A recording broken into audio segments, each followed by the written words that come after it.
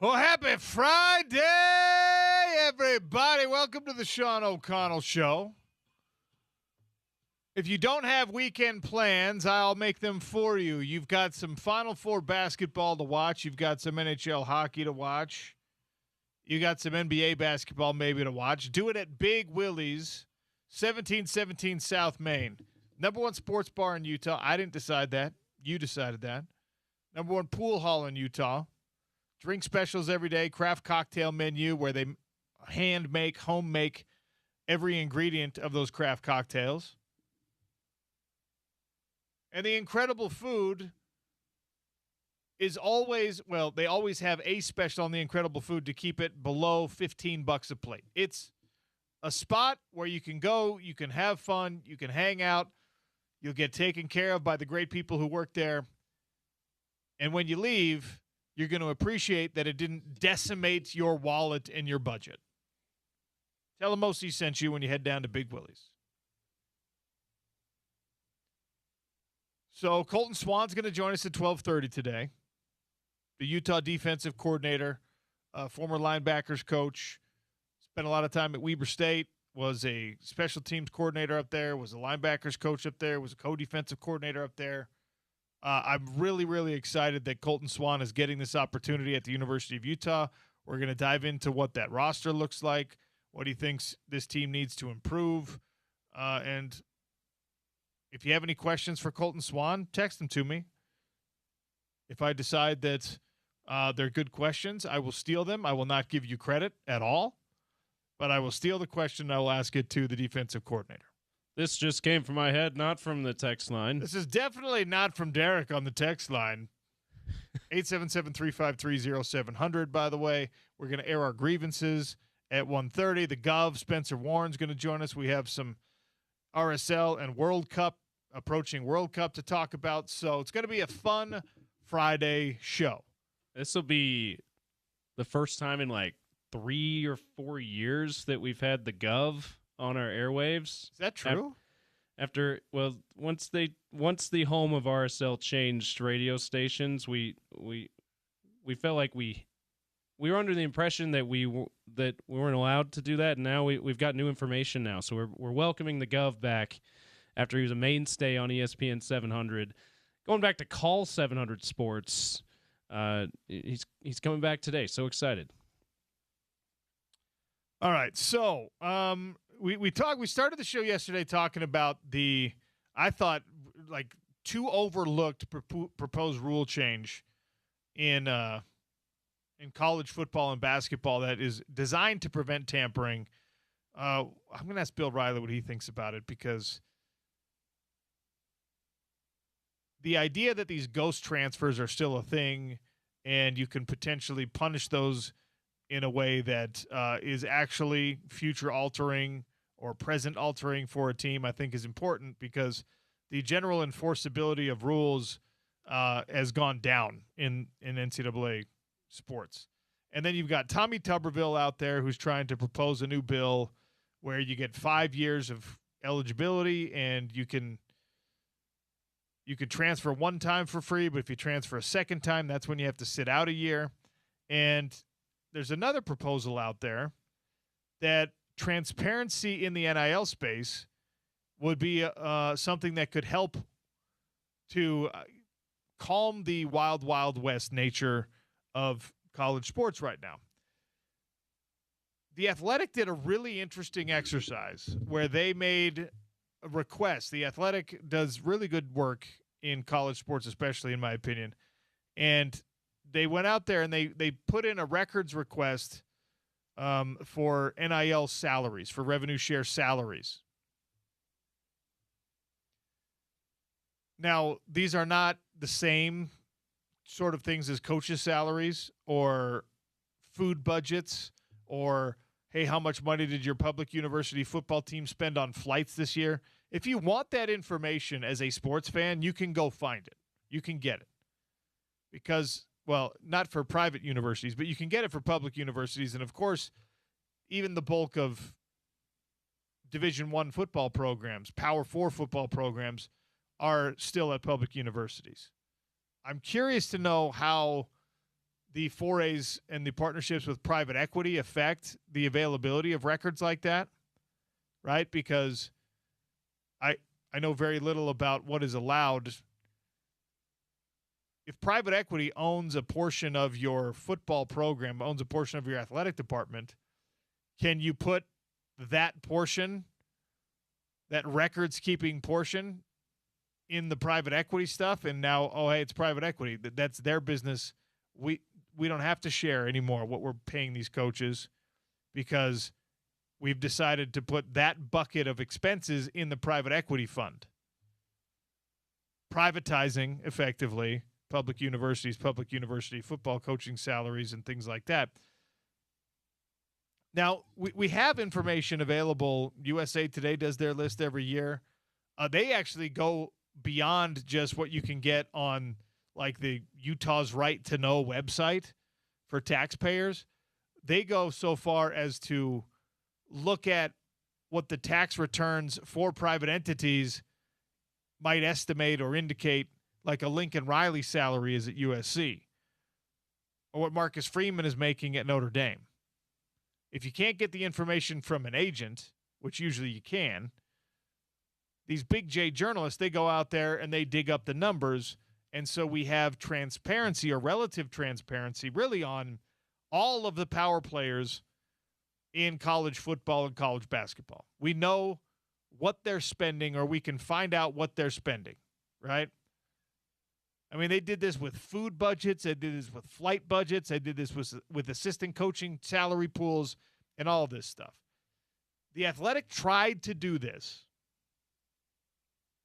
with NIL salaries and NIL revenue sharing money, right? Because right now there's these assumptions, and look, we all can go to the message boards and we all can see what so-and-so told so-and-so told so-and-so who works with so-and-so about how much money Spencer Fano was making at Utah last year and how much money Devin Dampier is getting paid this next year.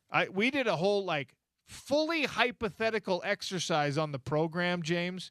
When was this? Back in December, when I was just like, okay, this is what I think you have to pay. This is what I think the market value is for these guys based on an Athletic article, right? And by the way, you were told we nailed every single one except for like one position, right? Apparently I got running backs really wrong. We underestimated how much money running backs were getting, right? Or we drastically overestimated. We overestimated. And I drastically overestimated how much the cost of like a backup quarterback that had not yet been established was and things like that. So it was, at the time, it was a hypothetical exercise. You ended up being really good on that. Well, just saying. And people, especially the message board crew, were just like, no, he's an idiot. He has no idea how much money these guys are making. He's got no sources. Well, I talked to the people that know, right? And those people that know said, yeah, you were way off on this one, because we were doing the show without asking, right? You were way off on this one. You were dead on this one. And I was like, okay, wow, all right. So you didn't expect to be so dead on in the amount that you were. And I was like, okay, it was just hypothetical. I'm like, I was just saying, like, it was for the exercise of being like, we know that you're going to have roughly this amount of money at the University of Utah, right? Because they've told us, well, we will participate in the maximum revenue share, which last year was $20.5 million, and I believe this year goes up to $23 million, $22 million. And they were like, yeah, we're going to participate in that. Obviously, football doesn't get all of it. Basketball gets some, whatever. And so we're like, okay, so $16 million to football from revenue share. How much money's come? Okay, you got another $4 or $5 million. So now we're flirting with $20 million. How do you split up $20 million between a roster? And the thing is, that whole show was like guesswork. It was an exercise. And some of it was wrong, some of it was right. But there's no easily referenced, like, I can do it with coaching salaries, right? I can do it with comparisons. Bryce Underwood was in the headlines because his agent wanted everyone to know, I got this kid so much money. Nico Iamaleava, same thing. I got this kid so much money. So their agents put out these numbers. Well, the agents have started to, like, quiet that down. It's less available. I don't know. I legitimately don't know. Like, I have good idea on the Utah football numbers now after I had some of those conversations. I truly don't know what Cody Campbell is paying these guys at Texas Tech. They were proudly boasting, Texas Tech was, about a $25 million football budget last year. Texas Tech and Cody Campbell and the internal sources at Texas Tech were pounding their chest about $25 million. Do you know what most media outlets said? $35 million. That's a pretty hefty disparity. So one of the new proposals out there in the college football world is, hey, what if we demand transparency on these things? What does it actually do? And Mark Pope was quoted in this Athletic article saying, like, whoa, all these people are telling me that I have a $22 million basketball budget? He's like, that is so far off. And then when the follow-up question is, well, how much money do you have? Nobody feels comfortable saying. And what this does, NIL, the market value of certain players or of certain positions can get inflated artificially because people don't know what the real numbers are, right? And agents, a lot of these agents are completely unregistered. They're not like the top players that know they're going to be NFL draft picks. Those guys are trying to retain an agent that is also an NFL agent. Yeah, the CBA in pro sports leagues like the NFL and the NBA in particular, I know those two for sure. You have to be registered with the Players Association in the league as a licensed certified agent, right? College athletics, as we've talked about many a time, one of the reasons why there's so much chaos, there is not a collective bargaining agreement that tells you that whoever you call your agent has to be certified, has to even know how to read a contract, that kind of thing. So that muddies the waters here. So if you're, again, transfer portal window rules have changed. So if we turn back the clock to when Keanu Tanavasa was getting flirted with by BYU and Utah wanted to keep him, right? Everyone, I mean, you can verify this. You can go find this.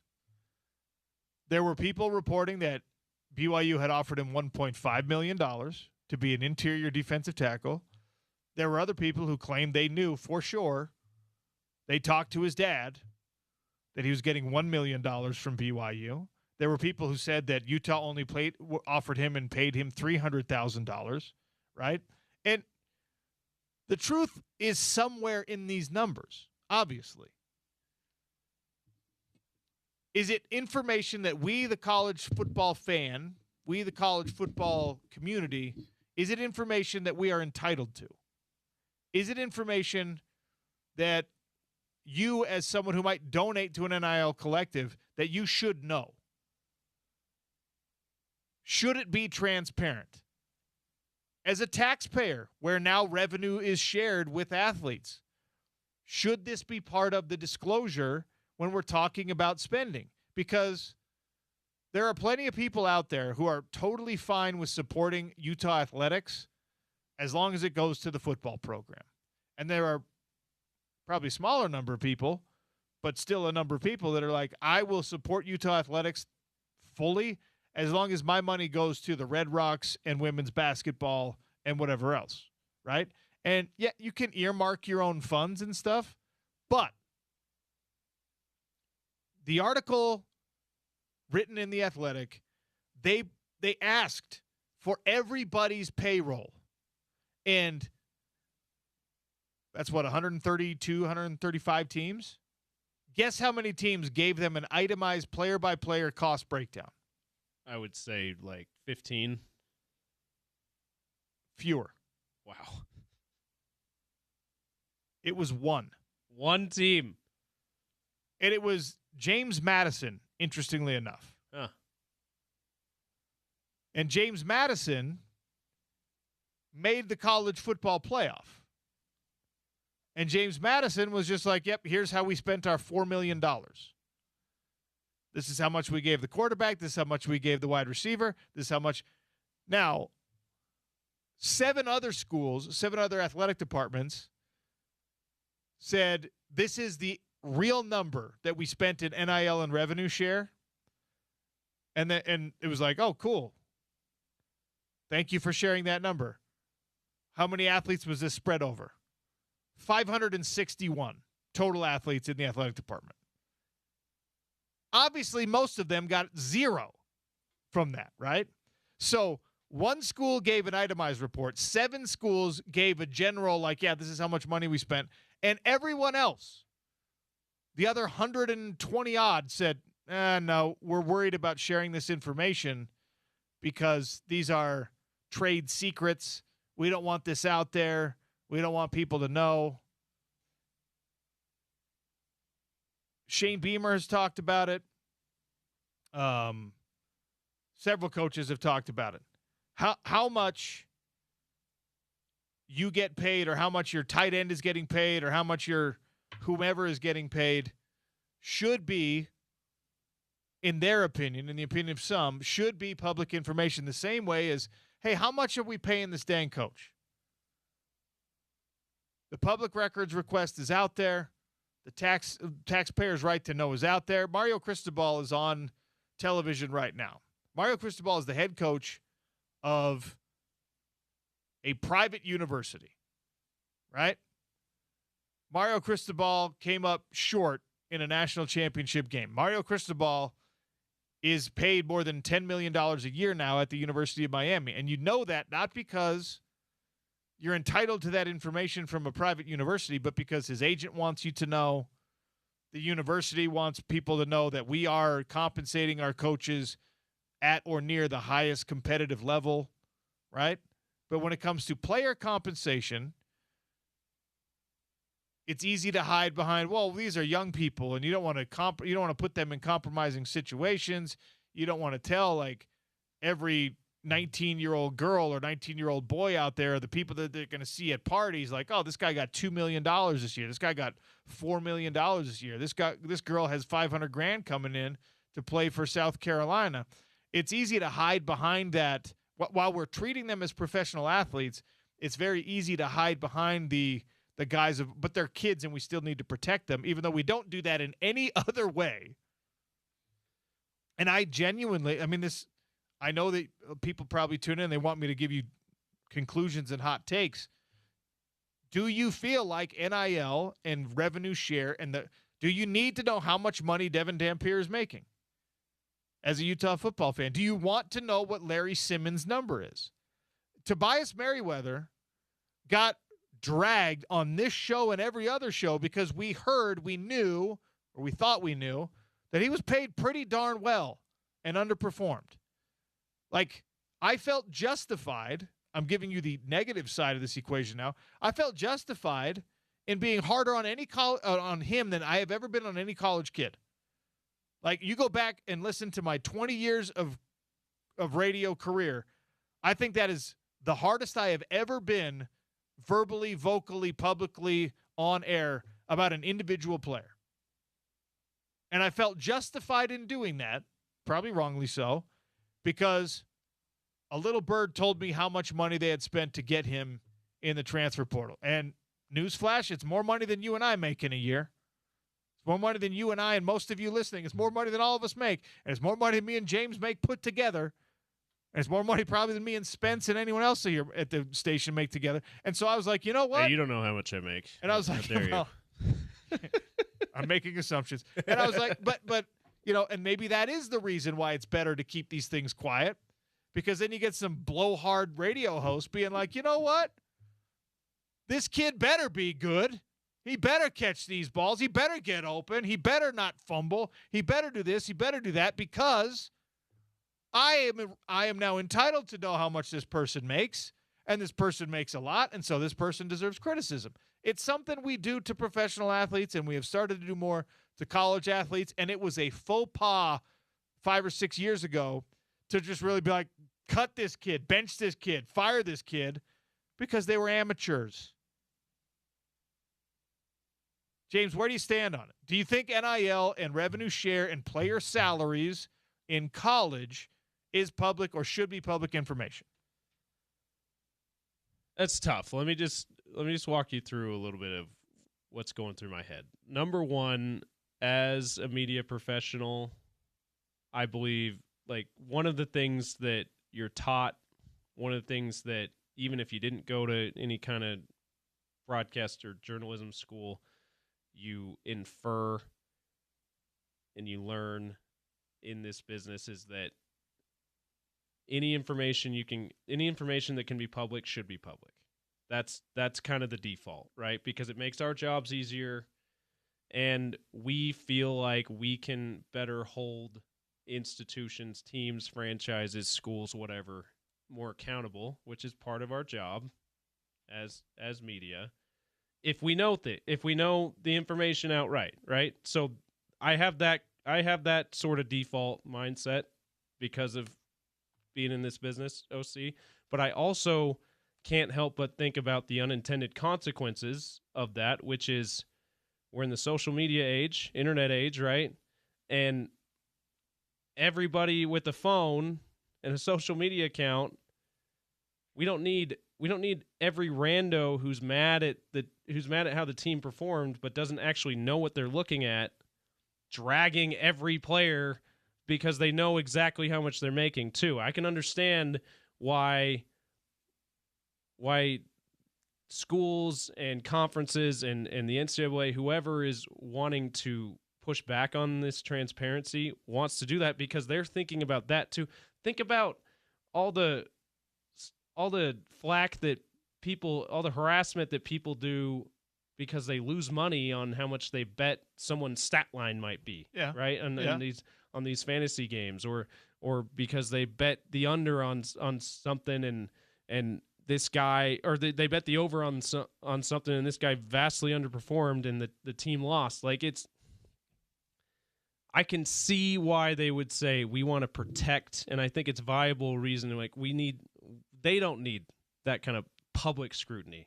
Now, I think that they absolutely, not that they need it, but I think it's absolutely fair to say the media should be able to scrutinize the players like that. But when you're making it public, it's not just the media that's right. part of that. And look, the NFL players have to deal with it. Yeah. Right. And they do. And one thing that is important to state is I can complain and cry about a player's performance or praise a player's performance, and at the end of the day, when they're driving to their fully paid off house at age 21 in their brand new F-150 that's fully paid off, and they're leaving school with $3 million in the bank, the opinions of a sheep matter not to a lion. You know what I mean? Like, if you're coming out on the positive side of the relationship anyway, if the money's still coming in and you're able to set yourself up for the future, maybe one of the trade-offs is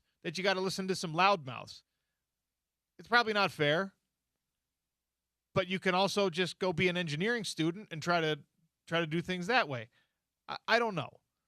I mean, genuinely, and this is why I appreciate The Athletic as an outlet so much, because they ask a question that, a lot of other people aren't asking. Should this be public?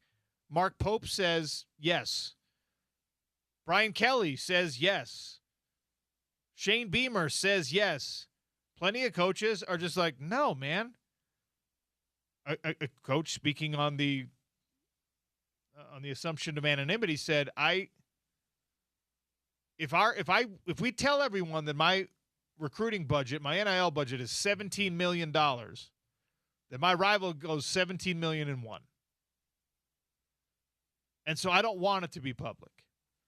I look at it from a lens of like, you're going to deal, especially at Utah, you're going to deal with BYU for time immemorial, right?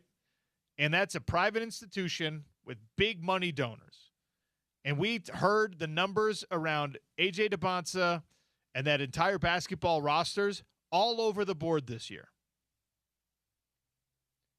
For me, and maybe because I'm self-centered and I want it all to be easier for me, I would love to be able to sit down because of information that is freely available because the system demands it, and say, BYU's basketball budget this year was $16 million for players. If you're going to try to beat them every single year, You got to get to that level. Or if it's $10 million, or if it's $4 million, or if it's $11 million, or whatever it is, it does informationally level the playing field. Now, it doesn't make money grow on trees, so you know that, oh, they got 11 million, I need 11 million too. And boom, poof, 11 million come out of nowhere, right? If Cody Campbell and Texas Tech are willing to tell you, hey, it's 25 million, should we take their word at 25 million, or do you really spend 35? Is USC's roster this year really a $40 million roster that like the internet streets are saying? Is Oregon's roster this year really a $35 million roster like the internet streets are saying? I like the idea of transparency here, even if it means that you have to report at the University of Utah or at Utah State or at Cincinnati or whatever. When Texas Tech rolls out their big red carpet, it's 40 million here. And you got to put the number 20 down. Well, maybe that's a call to action for donors that have been dormant, or for people in your athletic community that don't really realize how significant the disparity is. Now, I think people are doing good jobs on these campuses and making sure that the powers that be, the folks that are potentially helpful, do know what the disparity is, right? I know that the fundraisers at the University of Utah are not shy about telling donors, hey, this is what BYU's got. This is what Texas Tech has got. This is what Arizona State is coming up with right now. What do you want our teams to have? I know that they're doing a really good job in that. Does it change your relationship with it as a fan? I think it's the cost of doing business for a player now. You want to be a professional athlete while you're in college? Let's treat it like professional athletics. I want to know how much you're getting paid. I want to know what your contract is. I want to know if you're living up to that contract. I want to know if my team is spending on par with what other teams are spending. We know that in Major League Baseball. Everybody knows that the Twins and the A's are underspenders, and everybody knows that the Dodgers and the Mets have the highest payroll. And it doesn't, in my opinion, diminish our interaction with the product. If anything, it makes us more informed consumers and fans. It helps your expectations in those sports, right? And it helps you feel better if the, like you being a Twins fan, if the Twins are playing well, because you're like, look at how much they're doing more with less here. So yeah, it's definitely true. The other point that comes to mind here is we call college athletes kids, but they're not minors. So yeah, most of them aren't. Yeah, I guess there's some that are in their freshman year. They're very few, but most of them are not minors. So I don't know that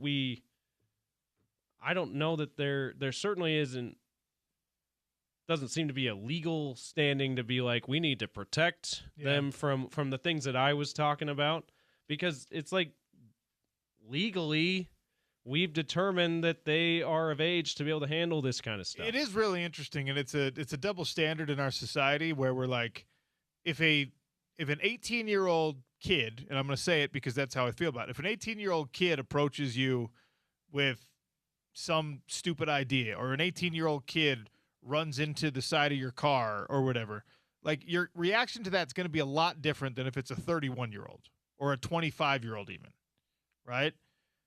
You're going to allow some level of like grace and flexibility, like, oh, it's just a stupid kid. It's a mistake. Young, dumb, brain not fully developed yet, whatever, right? So we do that for the general young people, and it's usually like even after you're 21, people are just like, well, he's only 22, he's only 23, whatever, right? We do it less for professional athletes. If you're in the military at age 18, we expect you to be like a fully realized and actualized human that is making life and death decisions for yourself, for the people we're in conflict with. We're going to judge you like you're 40, no matter what your age is. We don't, if you're in that role, we don't say, it's just a dumb kid, right?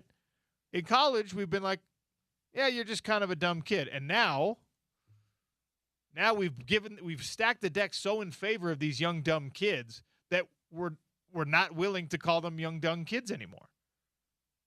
And I think that's probably fair. Like, you guys wanted full autonomy on transfer, full autonomy on pay, full autonomy on everything. That's grown-up stuff. You're a grown-up now. Yeah, I think where I net out OC is I think transparency is a good idea. It's just it's not so cut and dry though for me. I can see why beyond just trying to hoard information, trying to get away with not telling everyone what's going on at your institution, beyond that kind of stuff, I can see viable reasons why they'd want to protect some of that information. But I net out on, let's just make it transparent. That's where I think I come out on it as well. What do you think? 877-353-0700. Got to take a break. Bill Riley, the voice of the Utes, joins us next. Remember, Colton Swan joining us in 1 hour. He'll be on with us at 12:30, the DC at the University of Utah. Lots left to get to. It's a Friday on the Sean O'Connell Show, ESPN 700, 92.1 FM.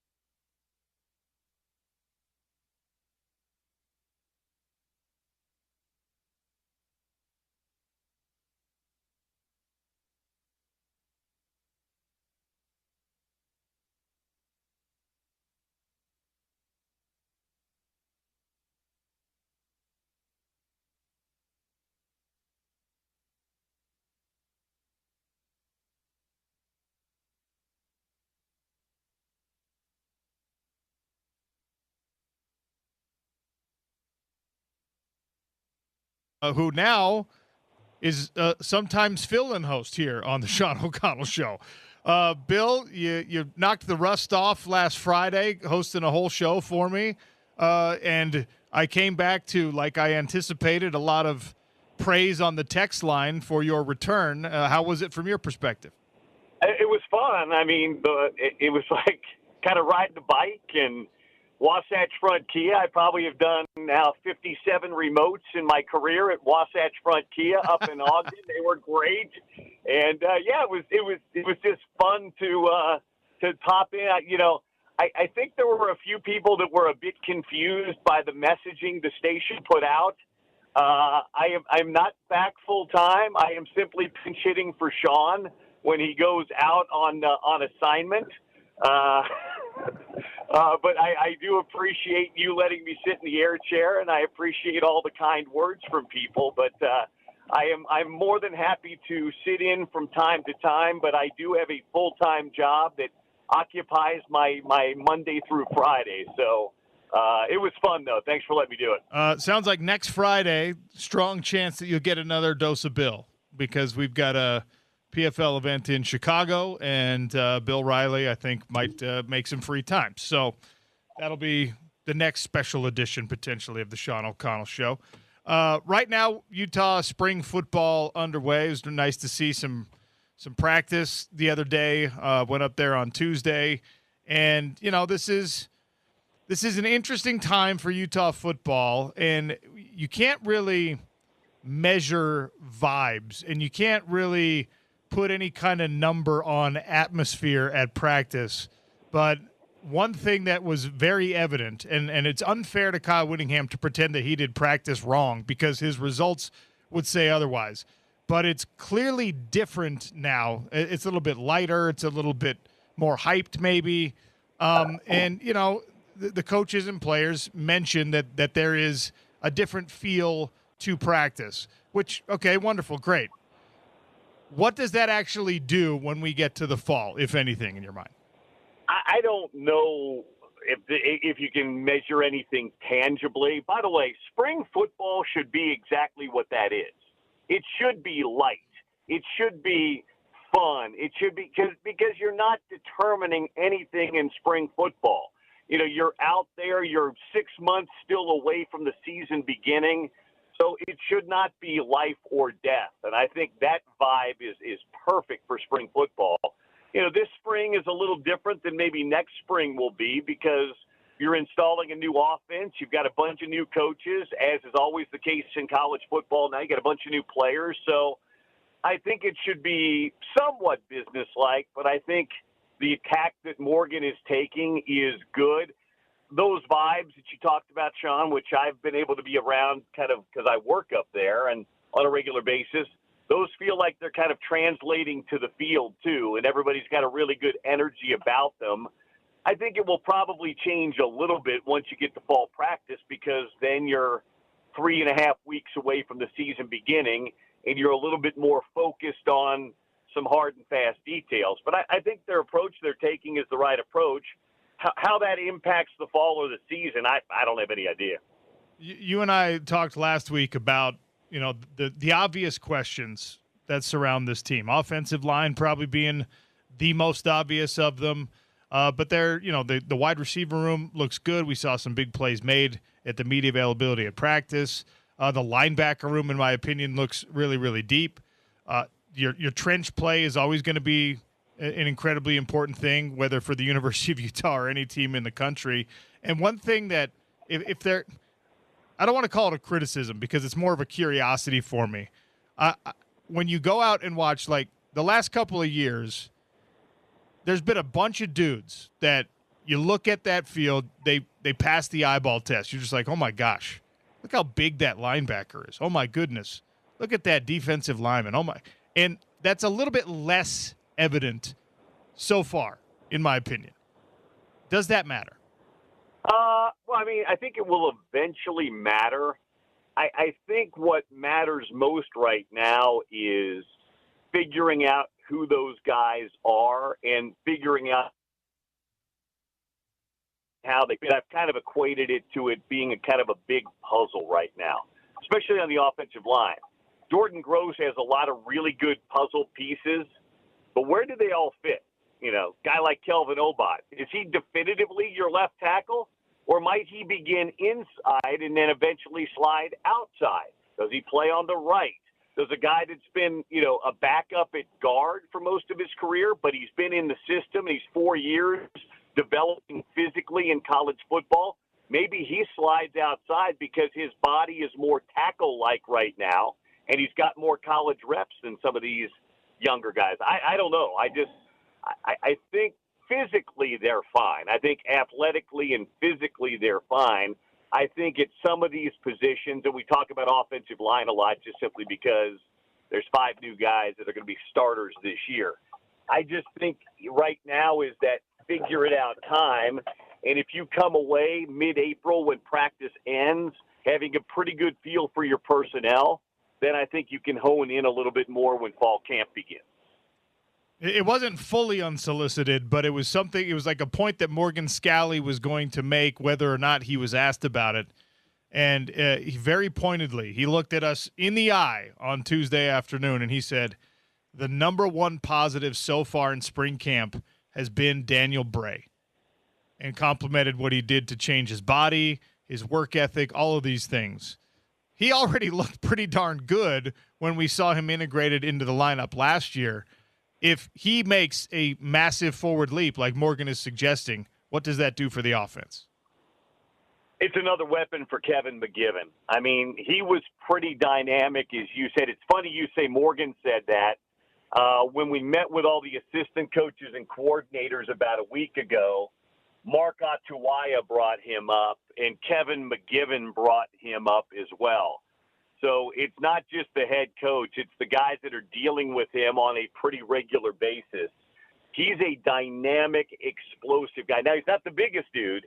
You know, he's not going to, you know, you're not going to put him on the rack. He's not going to be 6 feet tall by the time fall begins. He's 5'9.5".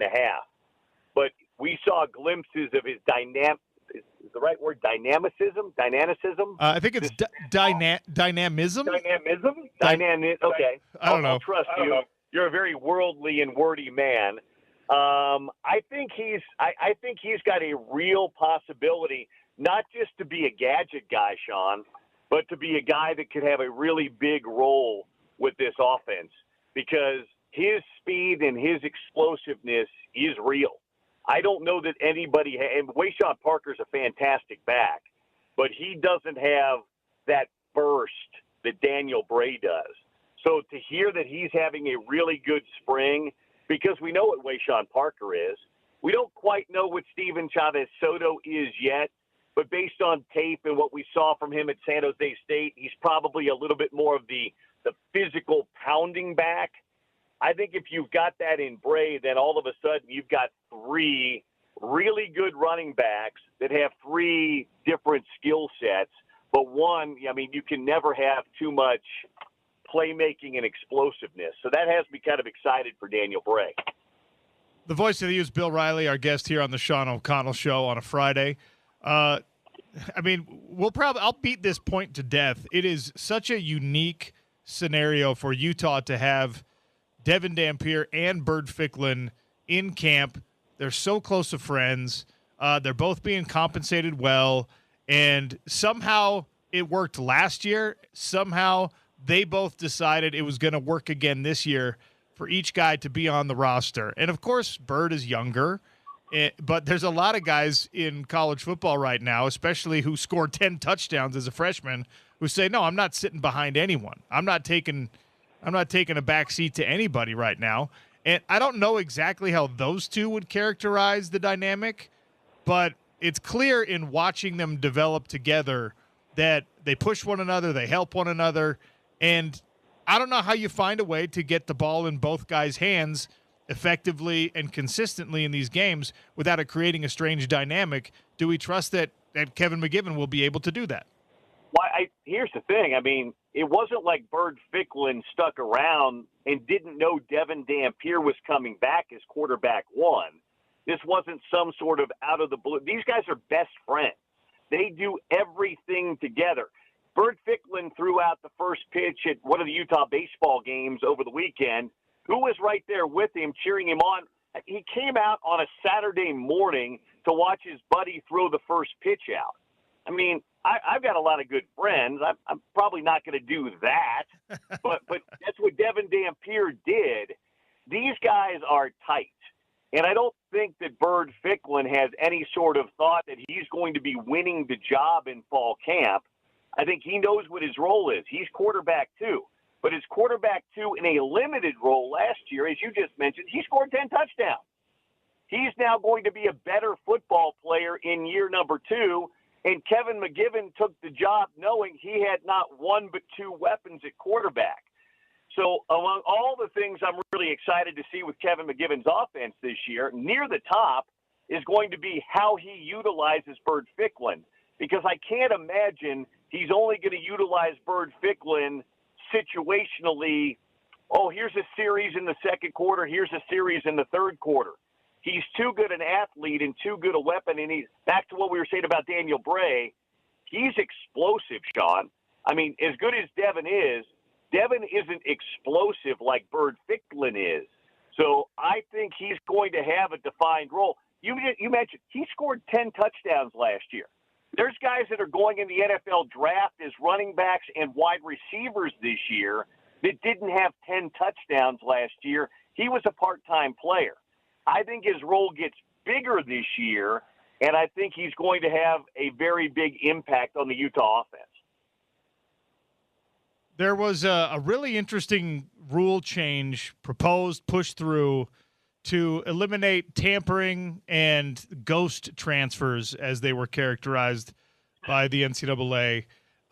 Now, if you have a scenario where a player unenrolls, doesn't do the transfer portal thing, but unenrolls and then re-enrolls somewhere else, presumably as a walk-on, but a walk-on that has been lured with NIL, the Xavier Lucas scenario, the Jake Retzlaff scenario, although his situation was a little bit different because he didn't have the option of coming back to BYU.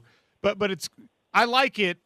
I think it's an effort, an attempt to, send a message that, hey, we're going to suspend your head coach for 6 games if this happens, and we're going to fine your school a really punishing amount of the football budget.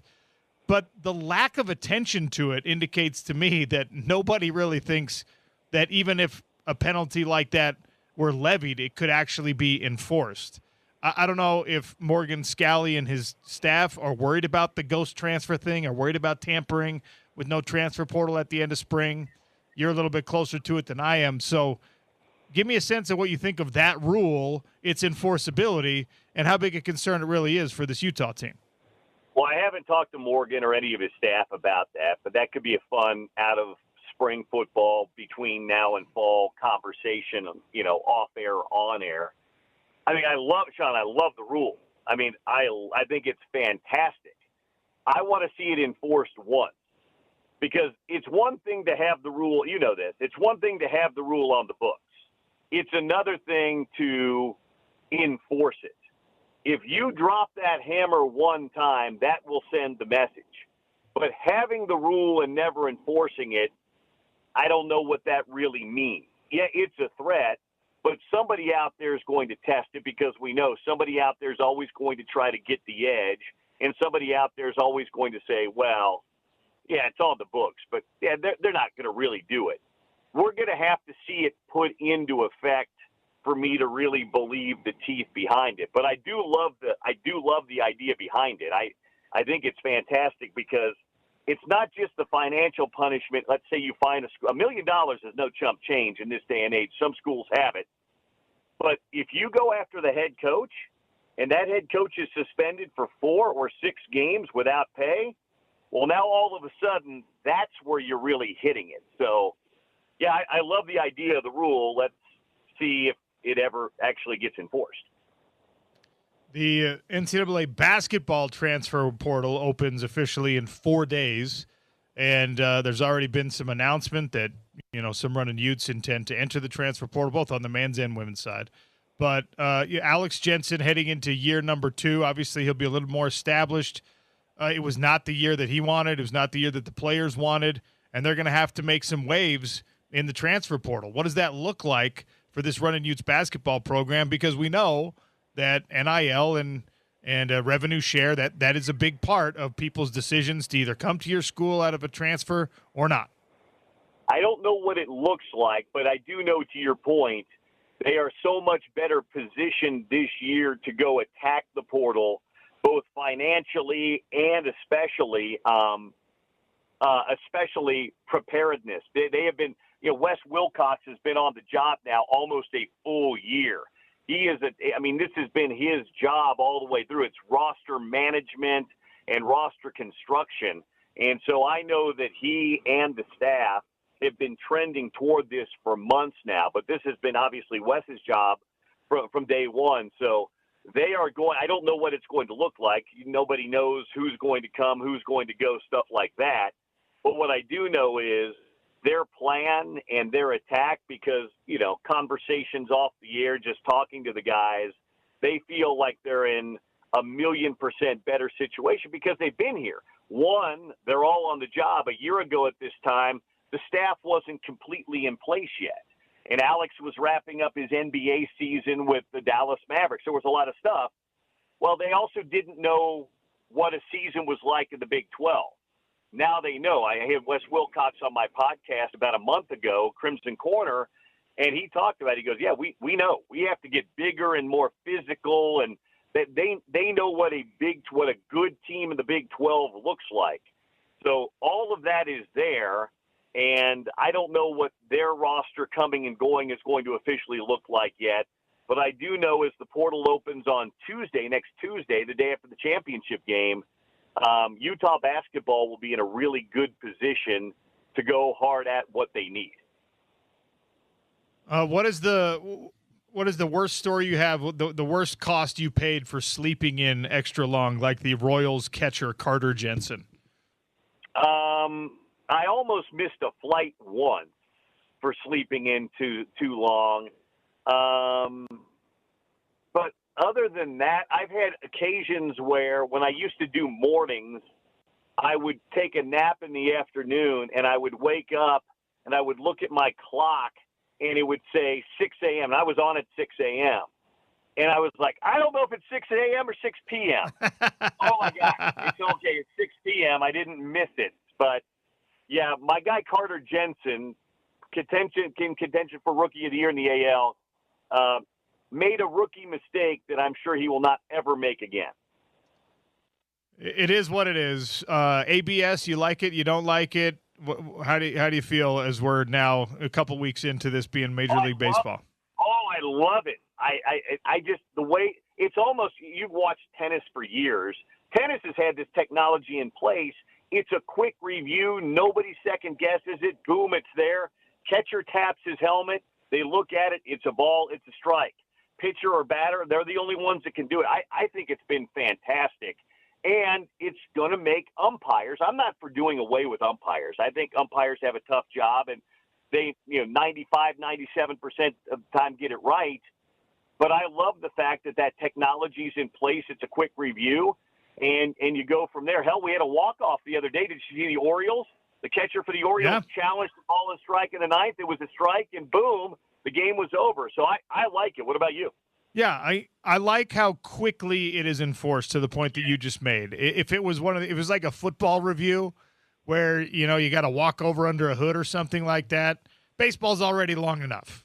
And already slow enough. But the fact that it's executed so quickly, I am curious to see how it affects player umpire, league umpire relations moving forward, because, it's the ultimate authority belongs to the machine rather than to the person, which makes the calls more accurate.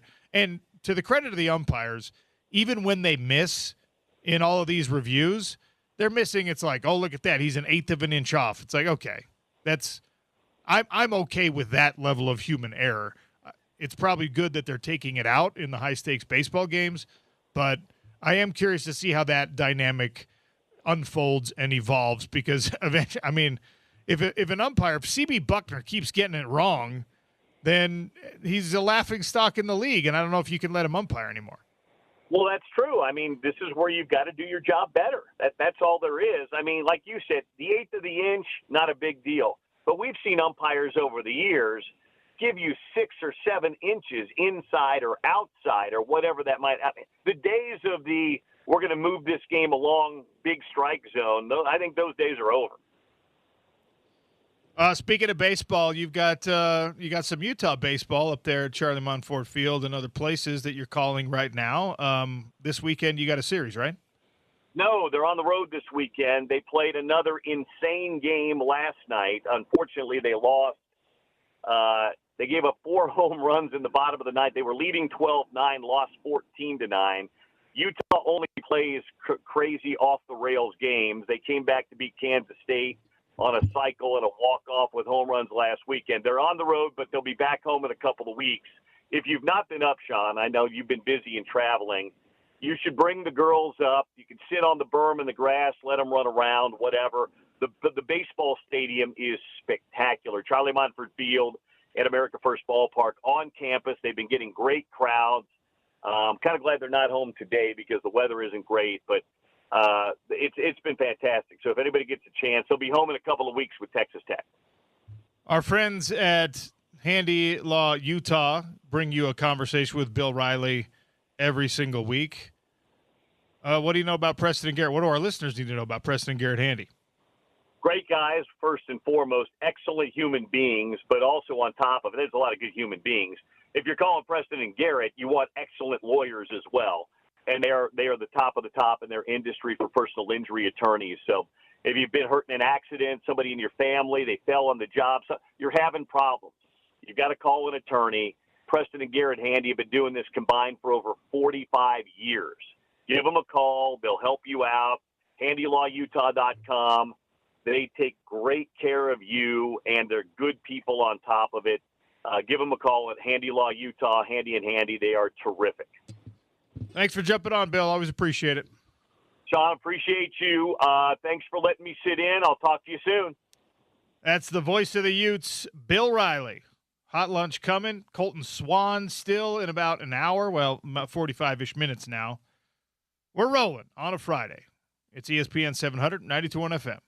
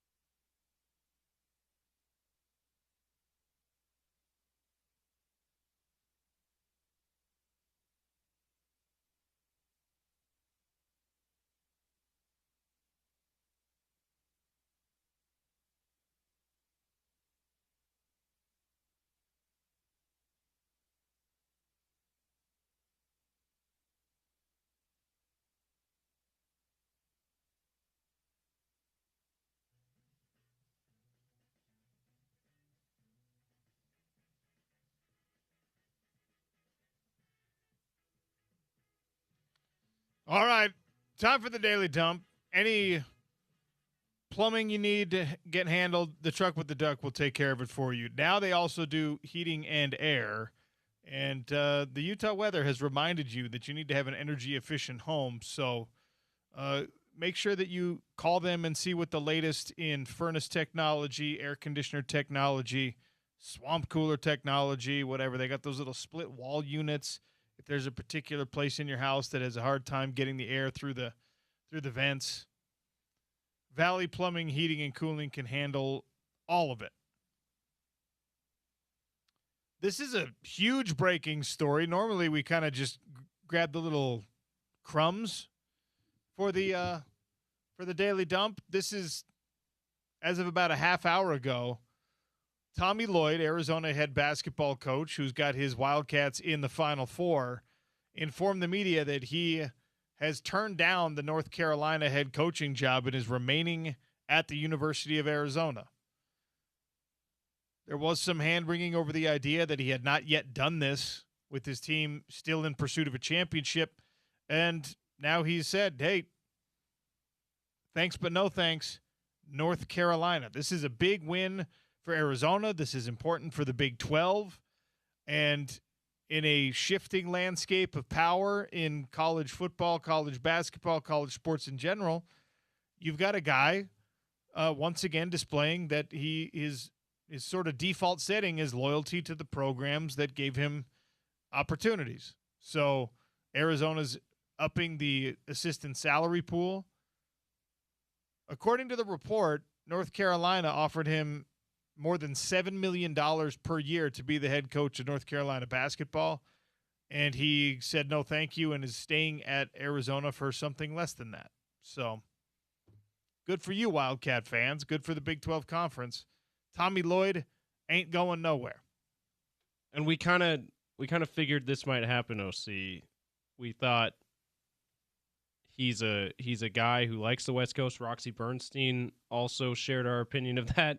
Likes to stay, likes the Western United States, West Coast.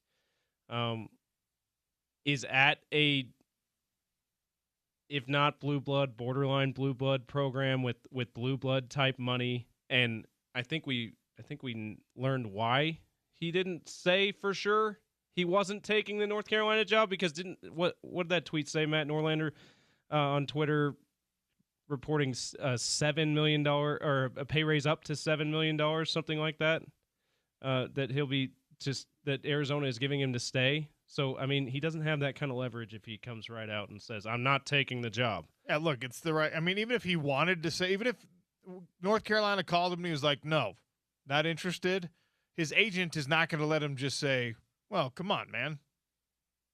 Like, you got to play the game a little bit here. Let me take this information to Arizona and let's get you some more money, if not even for you, for your assistants. Let's increase increase the NIL budget. Yeah. Let's get you more money in some way. Let's increase the commitment to NIL.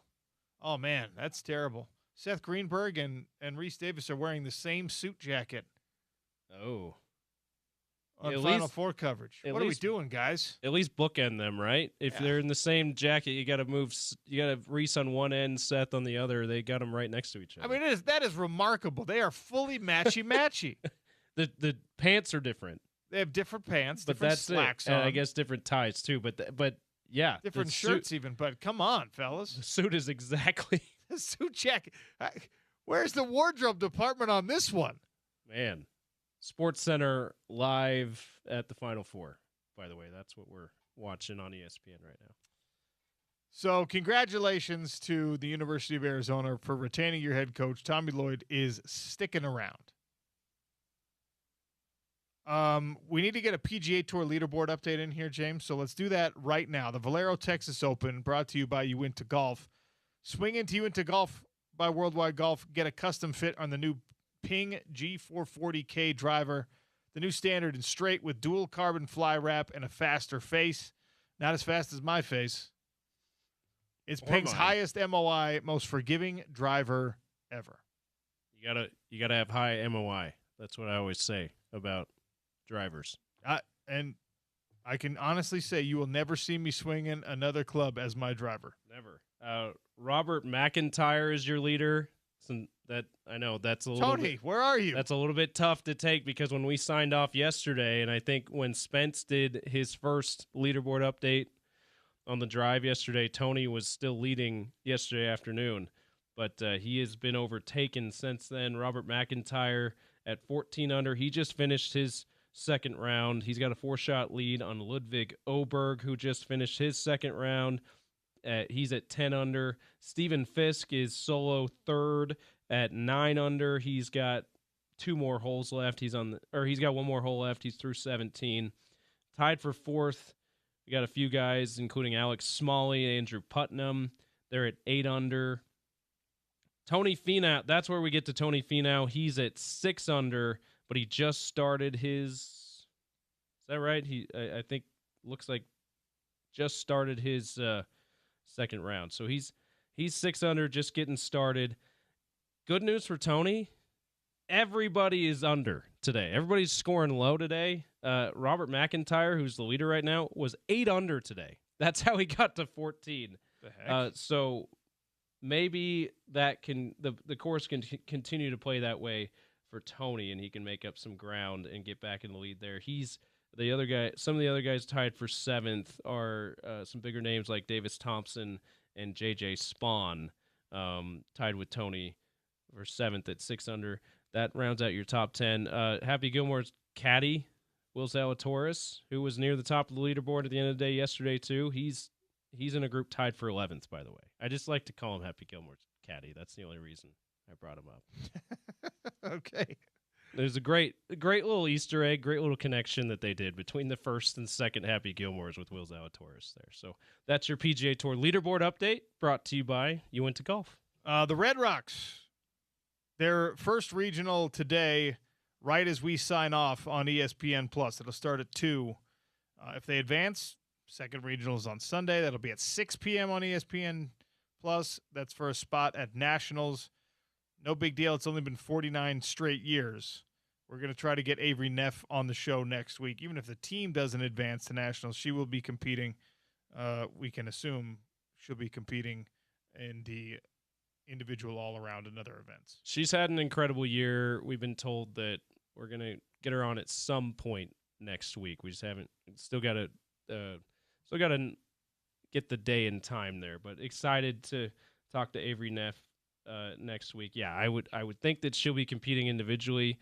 This Red Rocks team, it doesn't feel as guaranteed as it has most years, last 50 years about, like you said, that they'll move on to Nationals. But you should still feel really good about it. They got a good draw. Sammy Mora, I think, told us that last week. They got to feel good about the draw here, and they got to be in the top 2 in each of the regionals to advance to Nationals. So don't have to be the best, just be in the top 2 there. James, have you ever done the thing, like, I think most people, when you're watching HGTV and you're seeing, like, My Lottery Dream Home or something, have you ever done the thing where you're just like, how much money would I need to have, like, my pie-in-the-sky dream lifestyle? How much money would it actually take me? Have you ever, like, gone through that exercise? I haven't gone through, like, looked at the numbers, but yeah, I definitely have those. Like, what would the dream lifestyle be? And that's probably going to take way more money than I can. So I've done it, and I think my greediest self would still have everything he actually wanted and was able to use with regularity for about $40-ish million. Okay. I would want a house here in Salt Lake City. I would want a house in Hawaii. It doesn't have to be something absurd, right? But that's the North Shore of Oahu is like heaven. I love that place. I would want a little spot, like a game lodge somewhere in Botswana, Zambia, whatever.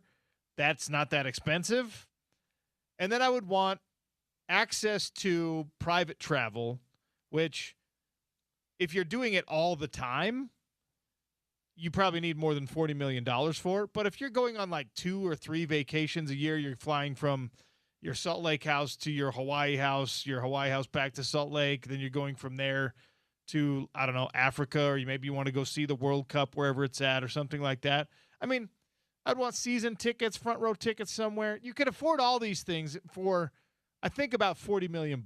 And the reason I'm asking it this way in the Daily Dump is because it's being reported right now that Floyd Mayweather, who retired from boxing officially at 50-0, who has since competed in several exhibition matches, which don't count for or against his record. He's like 50 years old, but he signed to fight Manny Pacquiao in a rematch. Their first bout, by the way, he made about $250 million for the first fight with Manny Pacquiao. Floyd Mayweather is one of the biggest paradoxes in all of sports because, especially if you paid attention to the little feud he had with 50 Cent, the rapper, it was exposed that adult Floyd Mayweather could not really read. That's right. Like, he was illiterate, right? And so we think of illiteracy and we say that's a dumb person. Floyd Mayweather was not focused on school ever in his life, right? And he didn't come from a place where he was being taught to, I don't know if he has a learning disability on top of these things, right? The priority for him and his father, Floyd Mayweather Sr., who trained him, and like, it was boxing. It was boxing. And he was, I mean, special at it. Now, there's plenty of things you can look up to show you that he's not exactly a great person.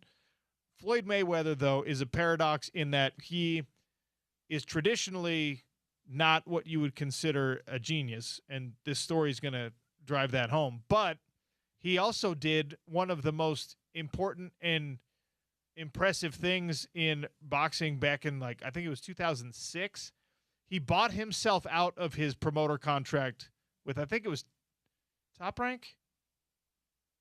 He paid $700,000 to buy himself out of a contract. And this is long before he was a mega star. Paid $700,000 so he could be his own promoter. And that he created the money team? The money that? team, okay. Money Mayweather Promotions. And since then, he has made an estimated, take a guess. Well, let's see. 250 in one fight. 250 in one fight, estimated, against Manny Pacquiao.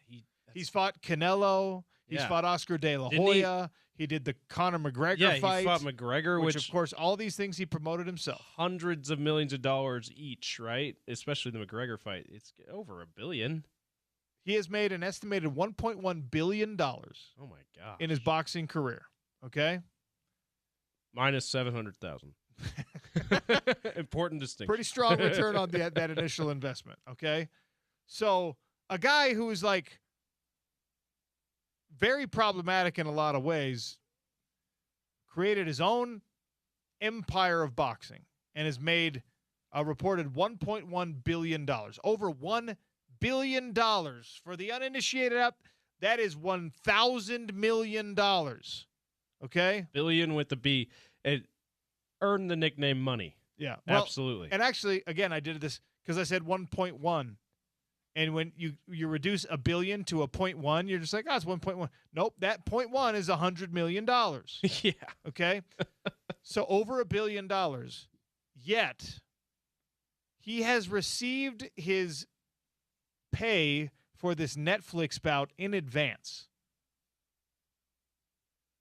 And there's reports out there that it's because he needs the money to pay some taxes, to pay some bad debts.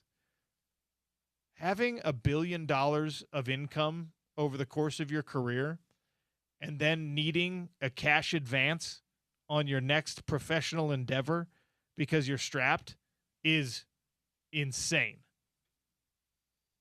It's hard to believe. I mean, we've seen it happen before. There was, like, Mike Tyson is the cautionary tale that is often brought up. Andre Rison was the cautionary tale that the NFL used for their rookie symposiums where, these guys, they get these huge contracts, they get these huge earnings. Mike Tyson in the 80s and early 90s burned through $200 million plus. That's really, really hard to do. Floyd Mayweather, it appears, has burned through more than $1 billion. I mean, with inflation, that's basically the same as, that's insane. And look, he's got he has like a $500 million house. He's got like, well, I guess it's not a $500 million house. He's got a $500 million portfolio of houses. He's got several $100 million worth of cars. He's got watches that cost over $1 million. He has been buying and spending and wasting at a level that is just impossible to understand for years. But it would appear that he is out of money and needs, or out of liquid cash at least, and needs that in advance. He's going to box Manny Pacquiao again. Here's where the story gets more interesting. He's already received from Netflix, apparently, the cash advance, his pay up front. But the match itself, the actual executed event, is in jeopardy because Floyd Mayweather is officially retired from professional boxing and has remained so after doing several exhibitions. He went over and fought a kickboxer in Japan, made a bunch of money doing that. He boxed Logan Paul in an exhibition match. He wants this Manny Pacquiao boxing match to be another exhibition, and Manny and his team are insisting that, no, this is a professionally sanctioned bout. Oh. Because Manny wants revenge. Manny thinks he wants it to count. Yeah. He wants it to count. He thinks he can beat Floyd Mayweather now because Floyd, I mean, this was like 2012 or whenever. They fought a long time ago. Neither of them. Floyd won. Like, Manny's retired too, right? Manny has still been competing. Or is he's not retired? Okay. I just kind of assumed he was because it's been a long time since we've heard of him. And Manny is not like, Manny's not fighting the big dogs of the world right now. Yeah. For obvious reasons. These guys are pushing 50. Yeah, that's still impressive that he's technically still a professional. So Floyd is like, hey, I want this to be an exhibition, because an exhibition, he risks only his physical well-being. He doesn't risk his record, his legacy, whatever. Right? And Manny's just like, no, dog. This is a professional boxing bout. I want to get that back. I'm going to give you your first loss. He's still undefeated as a professional, right? Yes, he is. I'm going to give you your first official loss, my guy. When it's all said and done, if we get more details on this, and Floyd Mayweather has burned $1 billion, he is going to be the poster boy for financial irresponsibility in sports, in entertainment, in celebrity, in everything. In the history of rich people. I don't know that we've seen someone whose $1 billion was like legitimately earned. And I guess you'd have to have a debate about how legitimate some of those professional boxing worlds are. But it's not like he Ponzi schemed his way into this. Yeah. We watched him fight. He promoted himself. He sold these fights. He created these spectacles. $270 million, by the way, is how much he was alleged to have brought home after the Conor McGregor fight, which is his highest earning fight to date. And that was far from being his most dangerous outing. Conor McGregor was never going to beat him. Floyd went the first 3 rounds without really throwing punches. Was that a professional one, or is that Yes. an exhibition? Okay. That was a professional fight with no belt. no belt on the line. Yeah. Nothing like. Right. So I mean, Floyd he's like I said, he's this sort of dichotomy of genius and stupidity, where it's like you have elevated yourself to supreme status, to a level of celebrity and wealth that very few can ever attain, and couldn't get out of your way with domestic violence, couldn't get out of your way with some like gambling problems, couldn't get out of your way with all this stuff. And now, instead of being celebrated as one of the greatest boxers of all time, your legacy could be you're the biggest moron when it comes to spending money in the history of planet Earth. Yeah, broke 2, ESPN 30 for 30. He would be the face of that. Remember that 30 for 30? Bernie Kosar was one of the big stories they did in that one. But he would be the face of the sequel of that documentary. I mean, he's got multiple private jets, multiple properties, dozens and dozens of cars, incredible luxury watches, any vacation. He carries cash around with him. And he famously spent time at one point in his life. He would go into gentlemen's clubs and he would literally just like throw cash, like make it rain. But like in a way that everyone else is aspiring to. He would actually just like, oh, now it's just pouring down on the club. I mean, the guy was a movie character. Yeah. And now I guess he needs more money. It's unbelievable. Women's Final Four action tonight. All 4 1 seeds. 5 p.m. UConn, South Carolina. Goodness, you talk about fights. That is a heavyweight fight. UConn with like a 50-something game win streak on the line. They're obviously defending national champions as well. South Carolina's only got 3 losses, and we mentioned the other day, OC in the Daily Dump, they have matched UConn with their recent run of 6 straight Final Fours. So, yeah, that's a heavyweight bout. That's at 5, 7:30 p.m. Gianna Neepkins and UCLA taking on Texas. Both of those games will be on ESPN. Go down to Big Willie's at 1717 South Main to watch them. Of course, the men's Final Four games tomorrow, 4 p.m. UConn, Illinois, 6:45 Arizona, Michigan. Those games are on TBS. And if you aren't quite sure where you stand in our $1 Million Bracket Challenge standings, go look at ESPN700sports.com. Game Day Men's Health, Intermountain Bobcat, Budweiser International Sportsman's Expo, and the Utah RV Super Show hooking you up with our $1 Million Bracket Challenge.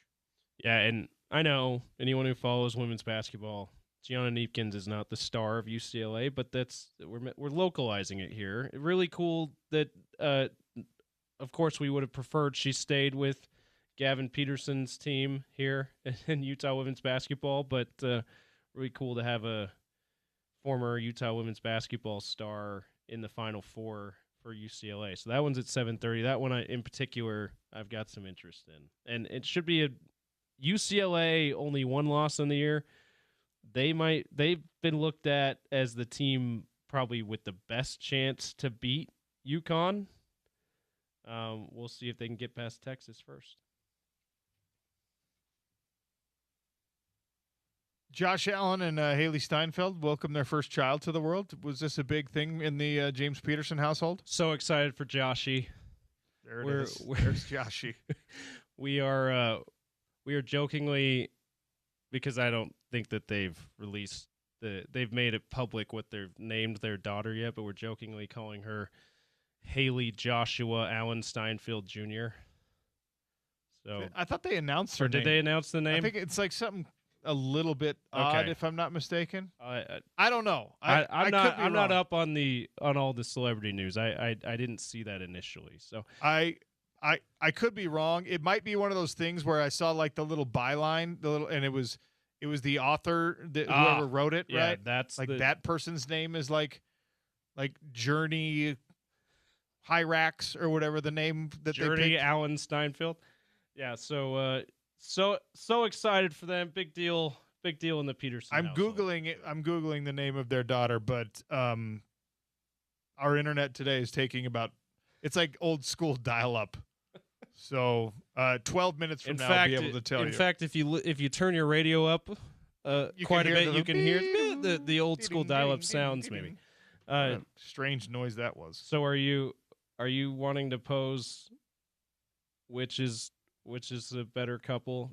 Celebrity NFL couple. Now, I want to frame this the right way because Josh Allen, Haley Steinfeld, like they're both very famous, right?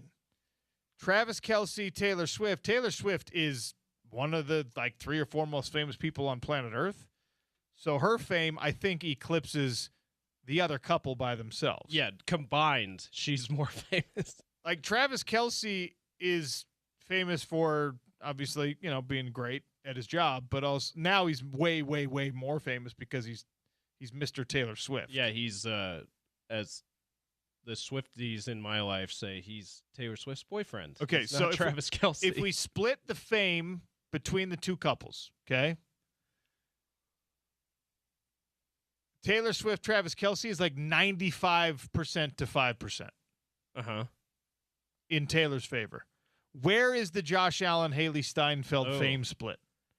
This is tough for us sports people because we all think that especially the star quarterback is way more famous than the well-known actress, but not Taylor Swift. Academy Award nominated actress, I believe. Yeah, her profile has definitely risen since Sinners. Yes. And she's a great singer as well. But she's not Taylor Swift fame in her field, right? No. So it's easier for us to go, well, Josh Allen is Taylor Swift fame in his field, right? Haley Steinfeld is not Travis Kelce fame in her field.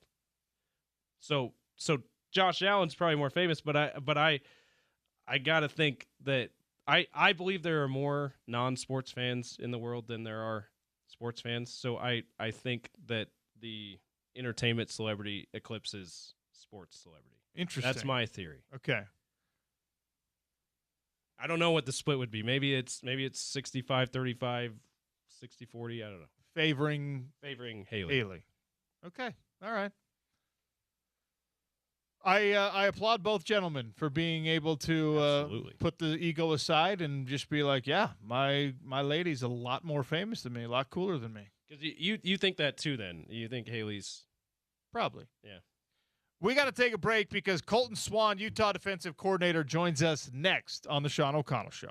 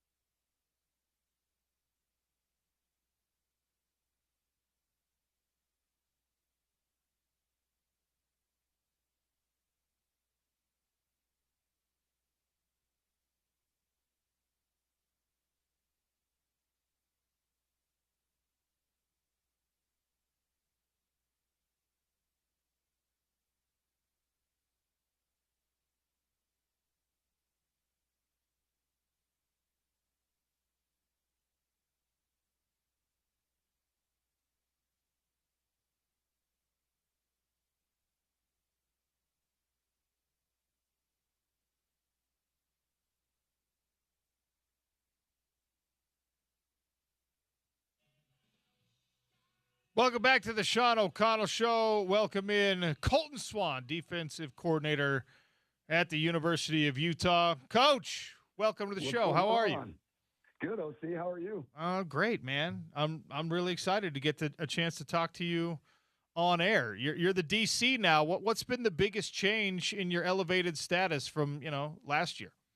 Well, when you're a position coach and you're just looking at linebackers, you have kind of a trained eye for that. And you're not flying it through 30,000 feet looking at everything. I think that's kind of the biggest change. And to answer your question, just being able to look from corner to corner to interior to the back end, everything's kind of just a little bit different. You have to rewind that film a lot more. It's just getting that perspective from the coordinator position is just a lot different when you're watching film and you're trying to correct guys and making sure that technique is right from all 11 guys on the field. And so there's a lot, quite a bit different for sure. Look, you've kind of you've coached a bunch of different things on a defense. Is there one particular position group that you find yourself having to rewind a lot more? Like maybe it's the spot where you have the least amount of experience or the least amount of acumen, where you're just like, man, I really need to make sure I dial myself in on these D ends or these D linemen, or maybe it's the corners. Is there one particular position where you're like, I can get myself better here?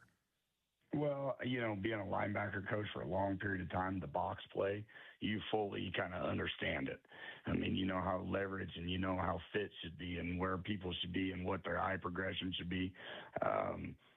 The back end and for coming from the corners, that, is a position or positions that you kind of rewind it and you have to kind of talk through it with your position coaches and make sure that, guys are doing kind of how you envision it and also see what they're teaching as a position coach and what the kids should be seeing as well. I would say that's probably the majority of the time where you're spent learning and developing and from a coordinator standpoint where you're really looking at, just with my history, the box play stuff is rather easy and the trained eye can come too quick. It just going to the back end and the corners and stuff like that. That's where we're having good communication and conversations as far as coaches go and just making sure everybody's on the same page. Take me back to when this process was kind of playing itself out, and Morgan is elevated to head coach, and he's got decisions to make about who his assistants are going to be, who his coordinators are going to be, and you're not the only guy on that staff qualified to elevate to this position. You've got a bunch of long tenured and really intelligent coaches that now are your assistants on the defensive side of things. What was the conversation like? Was it a formal interview? Was it like you and Morgan had already planned this years ago? How did it come to be that Colton Swan would be defensive coordinator? Well, first off, I want to say that the guys that I do have on the defensive staff, like you said, are extremely intelligent, very good coaches, and have, zero egos, are amazing to work with. All five of us get along extremely well. I think, we all have the same path that we're trying to get to go on, and so everybody's working really well together. I think just when I got here, 8 years ago, I think Coach Scally saw my mental capacity. He saw my work ethic.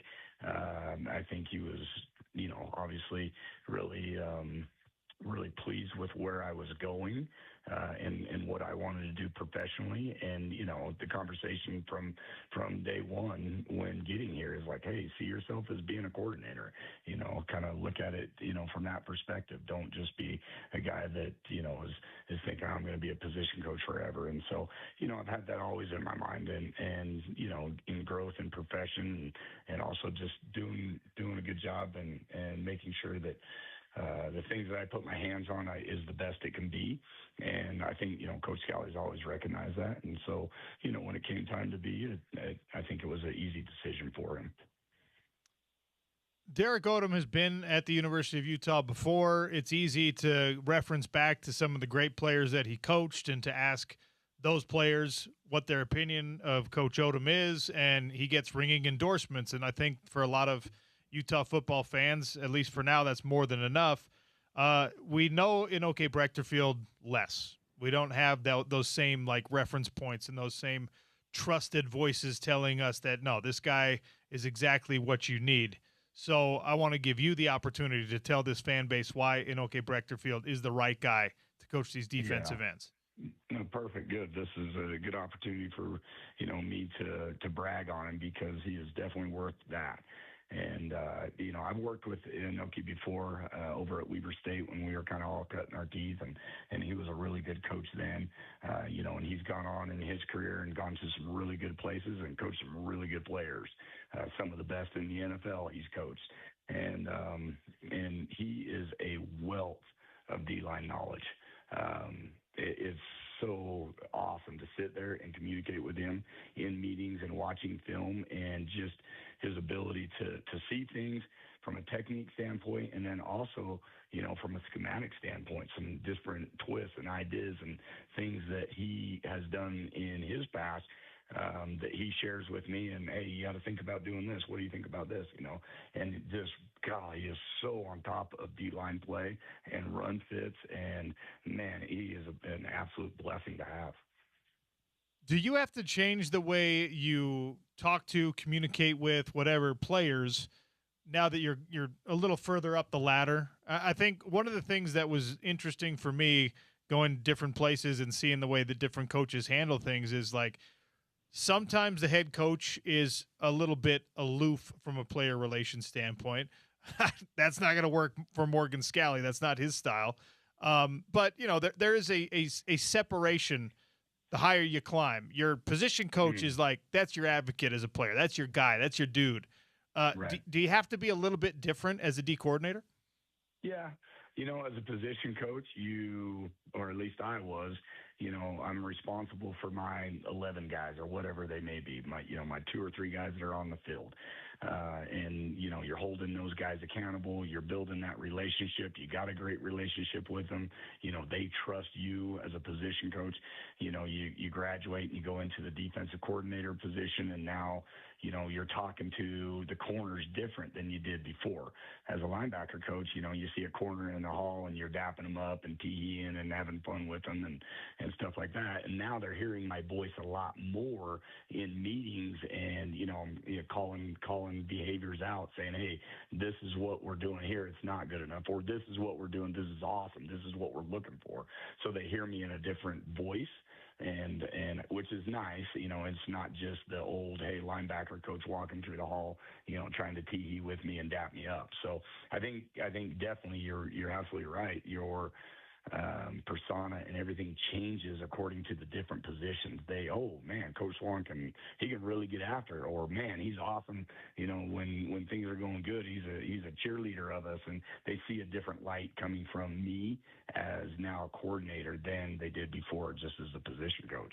How natural has that process been for you personally? Because I know you from my own days as a nobody at Weber State as like kind of that player's coach, somebody that's just like, yeah, I know coach has, he sees my effort. He's got my back. And if things, things come down to it, I think that I can trust him with whatever. Has it been natural for you to kind of like elevate yourself away from away might not be the right way to say it, but you know what I mean? Yeah. It's been pretty natural for me. I think that matches with my personality. I get a lot of one-on-one conversations with kids that are outside the linebacker room, where I sit there and can talk to them more in a controlled setting, and I think they really can see that, hey, Coach Swan, really cares for how I'm playing and cares for me as a human, and he wants the best for me. You might get the screaming and yelling on the field, and we got to do better and all that stuff, but behind the lines or out off the field, I think they really can see that, hey, he's wanting me to do these things because it's only going to help my play and help me in life and those types of things. So I kind of lean on that a little bit. And like I said, it matches my personality, is to kind of have one-on-one conversations, control setting, things like that. Now, we do live in a world of, wins and losses and holding guys accountable and stuff like that. And that's, and our guys understand it, and that's how they're going to be coached. They're going to be coached hard, and we're going to hold our guys accountable from top to bottom, offense, defense, special teams.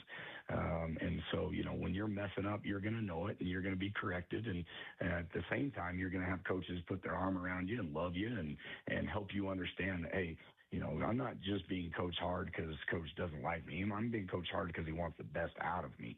And at the same time, he's going to put his arm around me and tell me how much he loves me and appreciates me. And that's kind of our style and philosophy. And that's one thing I've really stressed to, my assistant coaches is, hey, these kids got to feel our love as much, if not more, than they feel our coaching and corrections and accountability.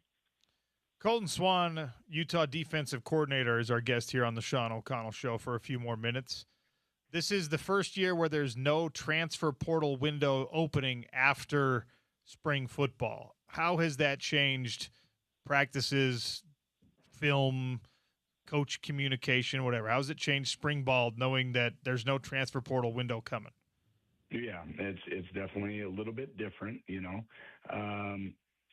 similar to last year in the fact that most of the transfer portal stuff took place in the first portion of it. And we didn't have a ton last year in the second. There was, but now with this year only being one, you got who you got. And you as a coach got to do a great job in development.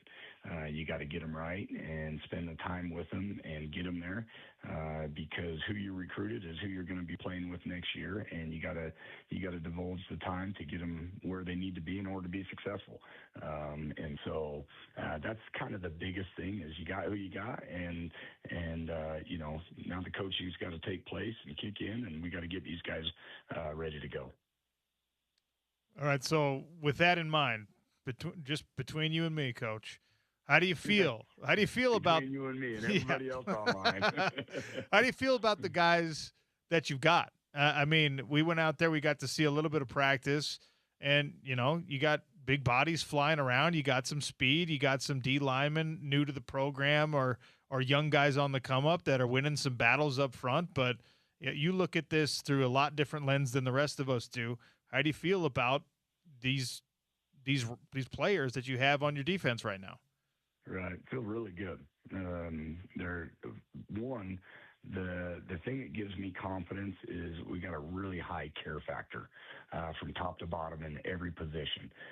Guys are really putting forth a lot of time in studying the game of football. Their care factor is through the roof.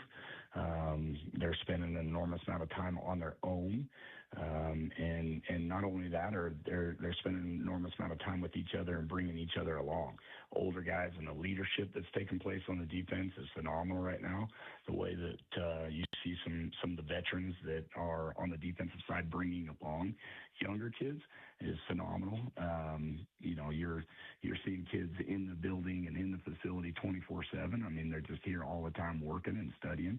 And so there's a lot of things, traits that these kids are doing right now. As a coordinator, you love to see. They're on the field. They're flying to the football. They're communicated. The energy is high. They're extremely positive with one another. So a lot of good stuff. It's the end product is not here yet. We're still working on techniques and schemes and just different things that are new to a lot of our defensive players, and they're getting better every day. That's one thing that they are doing. And so a lot of promise is coming from the defensive side. You lose to the upcoming NFL draft some pretty established not only players but leaders, vocal individuals from last year's team. So who has stepped in these early parts of spring to be more vocal, to be more of that captain style type player? Yeah, we voted, on a leadership council, and I thought that the guys that were voted for on the defensive side, the kids knocked it out of the park.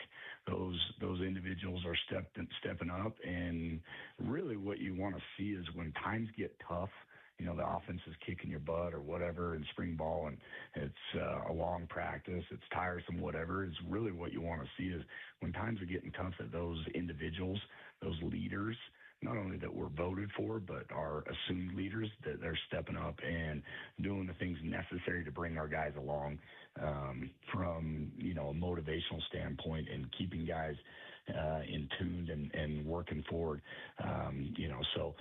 Just individually, I know that we're kind of littered on the defensive side. I think there was 6 or 7 guys, if I'm not mistaken, that were voted for by, everybody on the team. And it's definitely known on the defensive side. And we have great leadership, not only from those guys that are voted, but from everybody. That's one thing I told them. Just because you weren't voted as a leader doesn't mean that you're not a leader.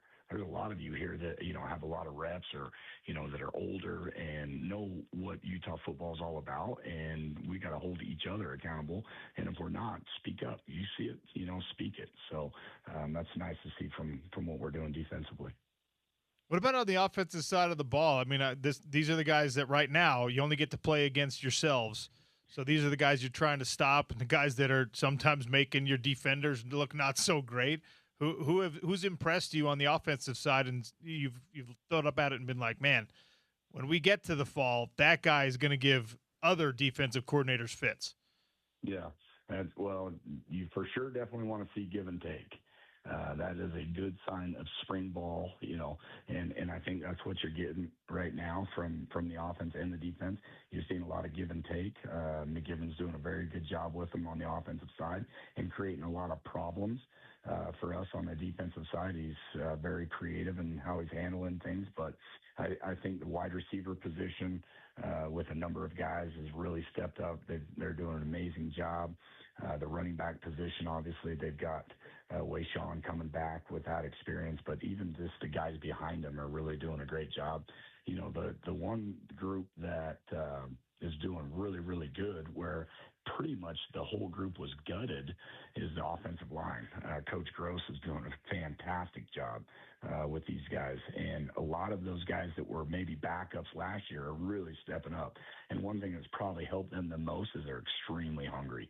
I mean, those types of guys, they're the ones that are going to get in there and grind on film and work hard and be in the weight room and just, eat and breathe football 24/7. And you can see that growth from that O-line position. So really nice to see, obviously, returning quarterback and with Dev and Bird also both. So that position's freaking, really good. So a lot of tough things, a lot of weapons that we've got to stop on the defensive side coming from the offense. So. Well, you know Kevin McGivern. You've worked with Kevin McGivern before up at Weber State, and now you're competing against one another. But it's probably one of those weird things where you want that give and take. You don't want it to be easy for your defense to dominate. Right. You want because he's going to be helping you come the fall. Again, he's somebody that the Utah fan base doesn't know as well, isn't like as proven to the Utah fan base as some of the guys that they're used to. I like him. I know that after Weber State and beyond, he's had success at a lot of different stops. What is the best thing about him as a coordinator?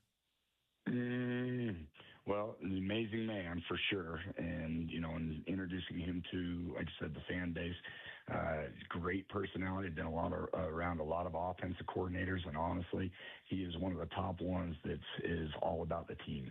He's team, which is very, very good to see and good to be around. He's all about helping the defense as much as he helps the offense.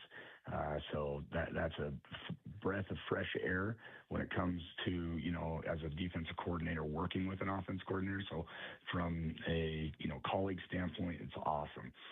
He provides a ton of complications for us defensively. He's got a very, very creative mind. He's got a lot of tools to work with, and he's doing a really fantastic job of trying to manipulate and use all these tools in different ways. It creates a lot of problems for us defensively. One thing I know about McGivern, he has a really good understanding of defense, and he knows what causes us problems. And, honestly, having Coach Scally take over the head coaching position, Coach Scally knows what causes us problems. And to have a head coach that, can sit there and say, hey, what do you think about this? Try this. This is, something that is difficult to do. It really, like you said, it's a give and take. And us defensively have got to, do a good job of making adjustments and, combating things that we know that are difficult. Colton Swan for just another minute or two here on the Sean O'Connell Show, Utah defensive coordinator. What is your stance on two-way players? We've seen in the last couple of seasons, hey, great athlete, let's get him on both sides of the ball. There is a trade-off that comes with that. What's your stance on using maybe your defensive guys on offense and vice versa? Oh, I love it. I think it's awesome. Like I said, this is all about wins and losses. And if we got kids on the defensive side that can help us on the offensive side, why not? You know what I mean? You got to be smart with it and how you do it and how you handle it. But I'm a big proponent to that. And I love it because I truly do believe that we do have some defensive guys that can help over there. I will say the offensive side is loaded with a lot of talent, so if they're lacking in talent, then defensive guys got to step up. But I think if there's somewhere where we can help, I'm all for it.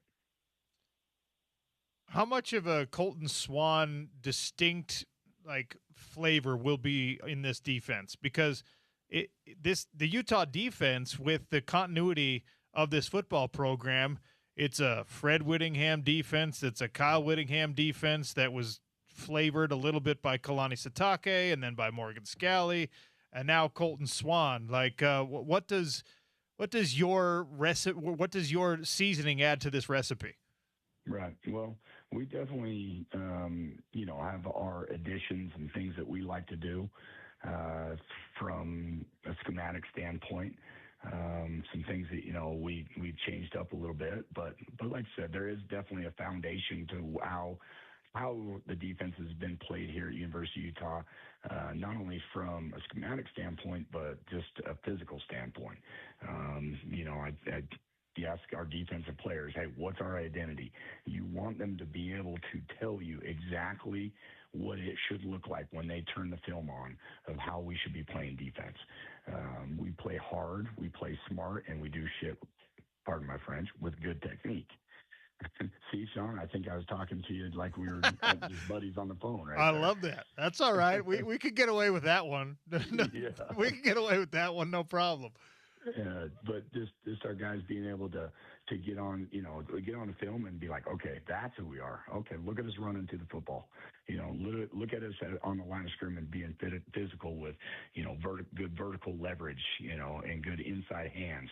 And, so that's one thing that we're really stressing about. And you do use spring for a lot of that time to teach technique, but we're really trying to hammer home, hey, here on this defense, when we turn that film on, we should see 11 guys flying to that football. Okay, we play hard, and the backside corners, the backside safeties, the backside DN, you are running to that football. Right, we do it smart. Right, we know all of our different adjustments within each coverage and alignments and different things like that. We're situationally intelligent when it comes to 2-minute, 4-minute, backed up, control down, third down. We constantly are teaching these situations, so we play smart. Right, and we play hard and we play smart, and we do it with great technique. And that's our whole identity, and really what we're trying to hammer home to our defense this spring.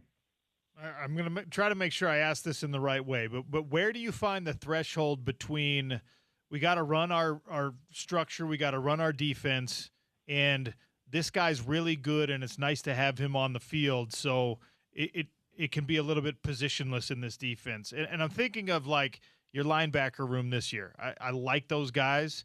I know that sometimes offensive personnel dictates that you got to be in nickel, and that usually takes a linebacker off the field. But maybe not if you've got a linebacker that can bend an edge or whatever. So where do you find that balance with letting a guy play in the system and where he's supposed to be, but also saying, man, we got to get you on the field because you're a playmaker? Right. I think that's one thing that us as coaches, what we're paid money to do is find think what you're getting at is the 11 best on the field. Yeah. Is it an extra backer? Is it an extra safety? Is it an extra DB? Where is it? And according to what you're seeing offensively and how you can make it fit. It's a big chess match out there, and you're just trying to get the 11 best that are going to help you be the most successful. So you definitely want to manipulate and scheme according to what you're seeing, but you also want your 11 best out there. And I think that's what we get paid to do. And so we have a lot of talented players, and we've got to do a good job of definitely getting them on the field. I think most Utah football fans know this, but if you're listening and you're not aware, this is the voice, Colton Swan, he's like the manliest guy in Utah. When he's not coaching football, he's rodeoing, he's on a horseback, he's a real cowboy. Has becoming the defensive coordinator reduced the time you have to be a cowboy? Yeah, for sure. No doubt. I'm extremely passionate about, a few things, and football and rodeo and cowboy and stuff like that is another one. But yeah, football is definitely one where, you got to put in the time, and in order to be successful as a defensive coordinator and help your kids be successful as players, you definitely got to put forth the time. And so, it's definitely a give and take. I will say that Coach Scally does an amazing job with us as assistants, of balancing, our life and what we try to do as coaches. And so it's a breath of fresh air. It's nice to have him know and understand that we definitely have lives. We have kids, and we have different hobbies and stuff like that. I've always just grown up being a cowboy and being around it. And so, when I leave the facility, it's not go home and sit and watch TV. You're working and doing some stuff, some cowboy stuff. Well, it's as cool as it gets. And that guy, Colton Swan, is going to be calling your defense this year when you head up to Rice-Eccles Stadium and when your Utes are on the road as well. Coach, very excited you've got this opportunity. I'm pumped that I'm going to be following it so closely. Thanks for your time today. Appreciate it. Thank you, Sean. Colton Swan, Utah defensive coordinator. For the latest on Utah spring ball coverage, make sure you stay here on the Sean O'Connell Show. You listen to The Drive. You check out all the sound collected, ESPN700sports.com. Spring coverage brought to you by Big Willie's, Game Day Men's Health, Burger Fusion, Valley Plumbing, Heating and Cooling, and Mountain Home Services. And speaking of Big Willie's, it's Sports Madness season. It's not just March Madness. It's not just the basketball tournament. You've got regular season NBA basketball wrapping up, playoffs right around the corner. Same is true in the NHL. You've got baseball on every day and every night now. And on top of that, you got Final Four games in the men's and women's basketball world happening this weekend. 1717 South Main for the best bar food you're going to find, for the best drink menu you're going to find, for the best pool hall you're going to find, and most importantly for me, the best cost, deals, and service. It's like a family-run spot. It is just a great neighborhood bar that happens to be catering, especially to our University of Utah and ESPN 700 listeners. Tell them OC sent you when you go check out Big Willie's at 1717 South Main. All right, the Gov is going to join us next. We got a double up right here, but Spencer Warren talking RSL and upcoming World Cup. It's the Sean O'Connell Show on ESPN 700, 92.1 FM.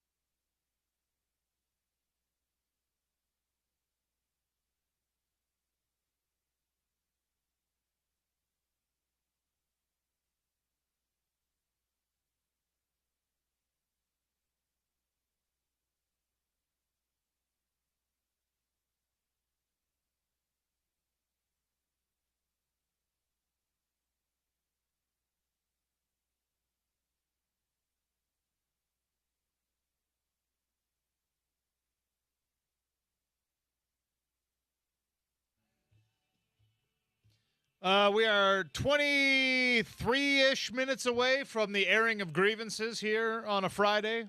877-353-0700. That's how you get a hold of us to air your grievances every Friday on the Sean O'Connell Show. You can text them in now, and I'll read them when we get there. Maybe our next guest, maybe the Gov himself, Spencer Warren, has a grievance or two he'd like to air.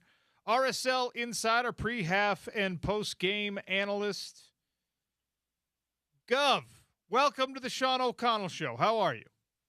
I'm good, man. It's been a long time since I've been on ESPN, so I'm a little bit offended. That's my grievance. Get me on more. I'm here. Use me.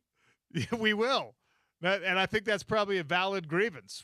It's been way too long, but we're happy to have you today. RSL Sporting, Kansas City, at America First Field down there in God's country, Sandy, Utah, my hometown.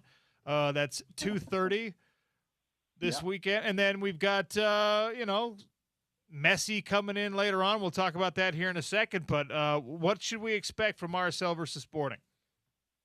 Oh, I think we've already decided it's going to be a win. This RSL team has been really, really good and really fun to watch so far in 2026, OC. And, if anybody would have told us at the end of last season that they could switch the formation, the style, bring in a whole bunch of new players and blood in some young players and be doing as well as they are, granted, just 5 games into the season, but it's really, really positive, and you can feel the positivity around the club as well right now. Okay, so for the novice soccer fan like myself, when we talk about changing formation and a massive shift like that, give me the other sport equivalent, or just give me a sense of how difficult that is for a coaching staff, for a club, for the players to adapt to, and to do so with such success like we're seeing with RSL. Yeah, I mean, obviously it's massively difficult, and it's hard for me to talk about American sports because even though I do love watching them, I still don't know what's happening half the time. So for me to give a smart response with what it'd be like in the NFL or anything like that would I just sound like an idiot, which I do most of the time anyway. But what we're talking about is a different style of play. So at the end of the season, end of 2025, Real Salt Lake kind of limped throughout the season. It wasn't good. They had set up for a system that was anything from 4 defenders, 4 midfielders that could go to 3 attackers, or just be 2 attackers. With this shift here, they're giving themselves a little bit more balance and giving themselves an opportunity to use the players they already had and the ones that they brought in to have a better balance, to play more to their strengths. So they switched to a back 3, a defensive back 3, where the wide midfielders, without the ball, will drop into and make a back 5. So it gives them a little bit more defensive solidity. In the attack, there's also one more that's available, but slightly deeper, that is able to get on the ball, run on the ball, run into channels in the wide areas, and just pick up pockets of space, which RSL lost a couple of years ago. They had a guy called Crooks, that was Matt Crooks, that was over here. He came over from England, and he would pick up these pockets of space. And when he left, they didn't replace him, so we didn't have that type to really get on the ball and just float into areas that were really difficult for the opposing defenders to pick up. With the arrival of Morgan Guilavogui from France, he's a similar type, probably quicker, but he's a similar type where he picks up these pockets of space.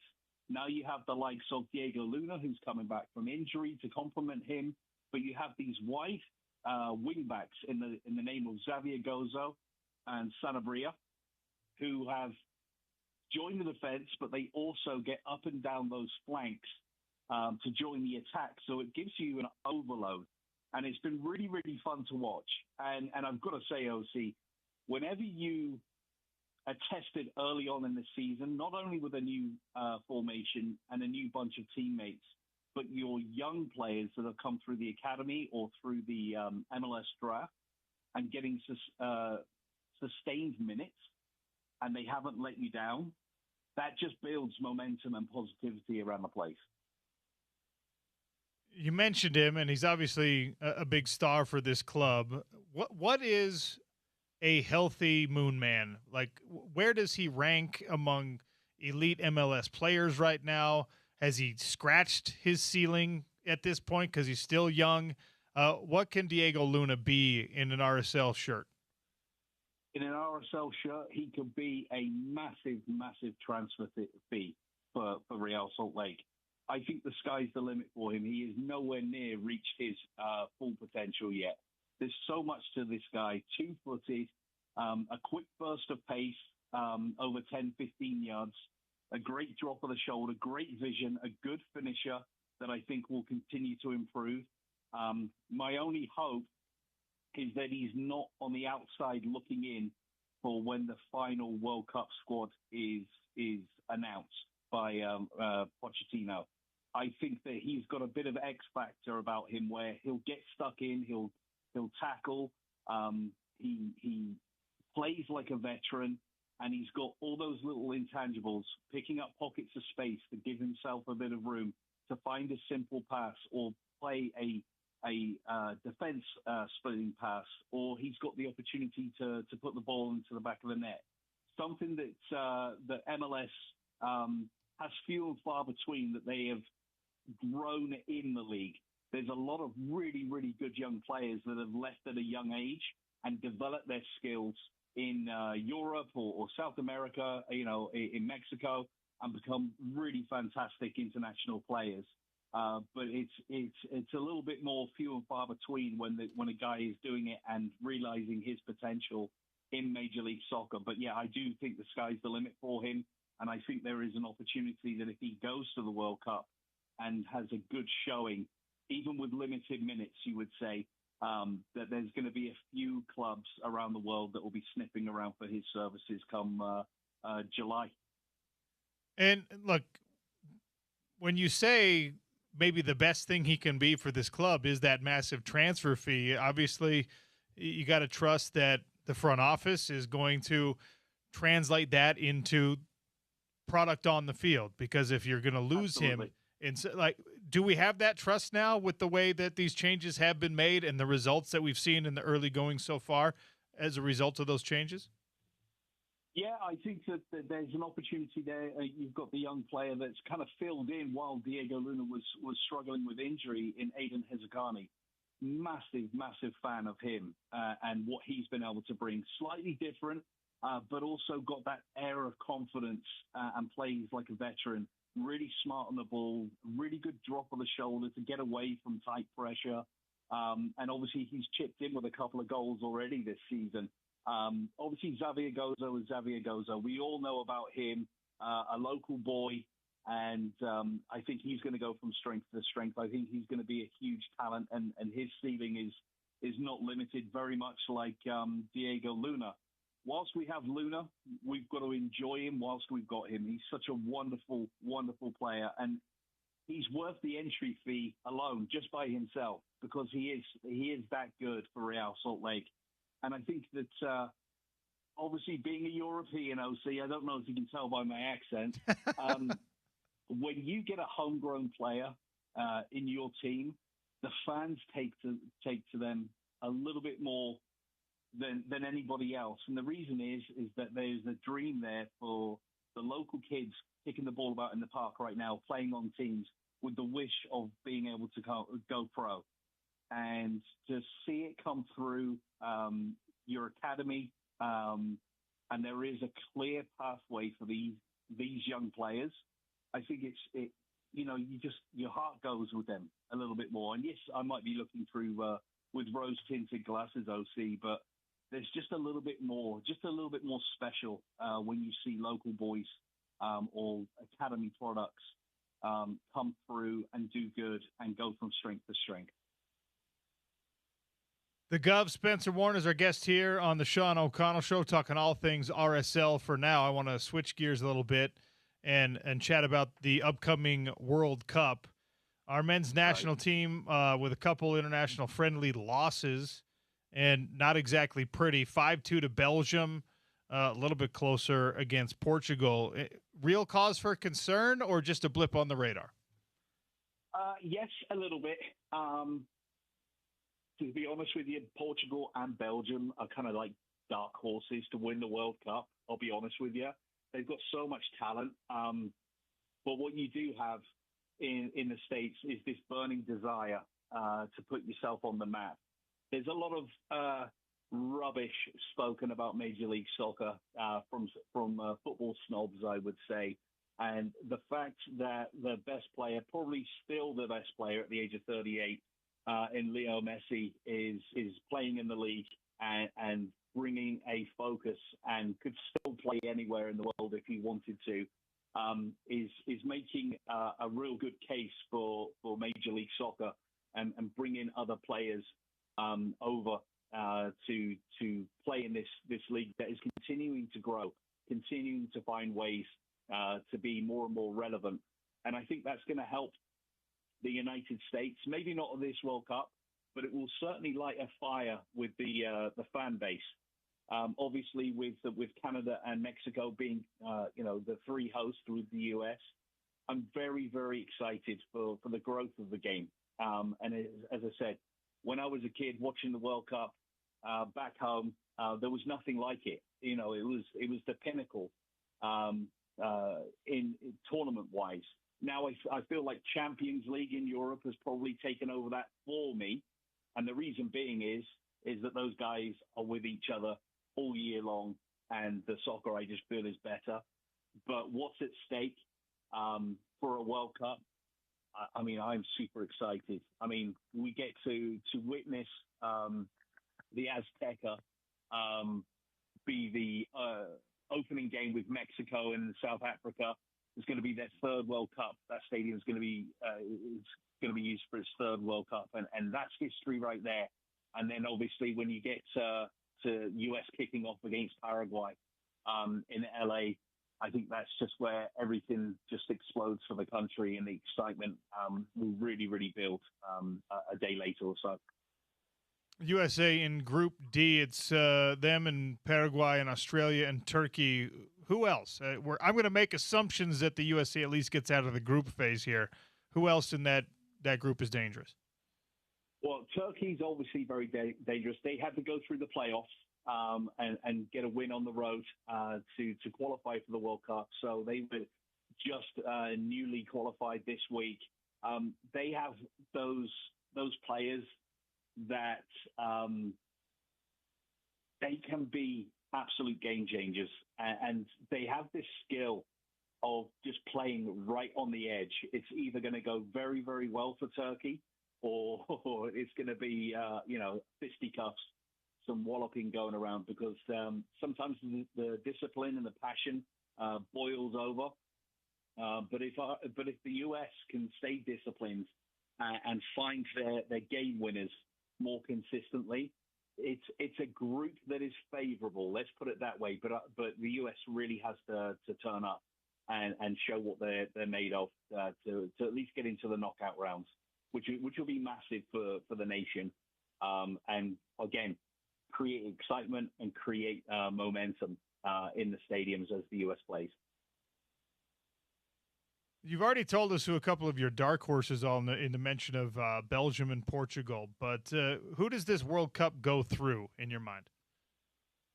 Well, not England. Excuse me. I feel like obviously Brazil and Argentina will be there or thereabouts.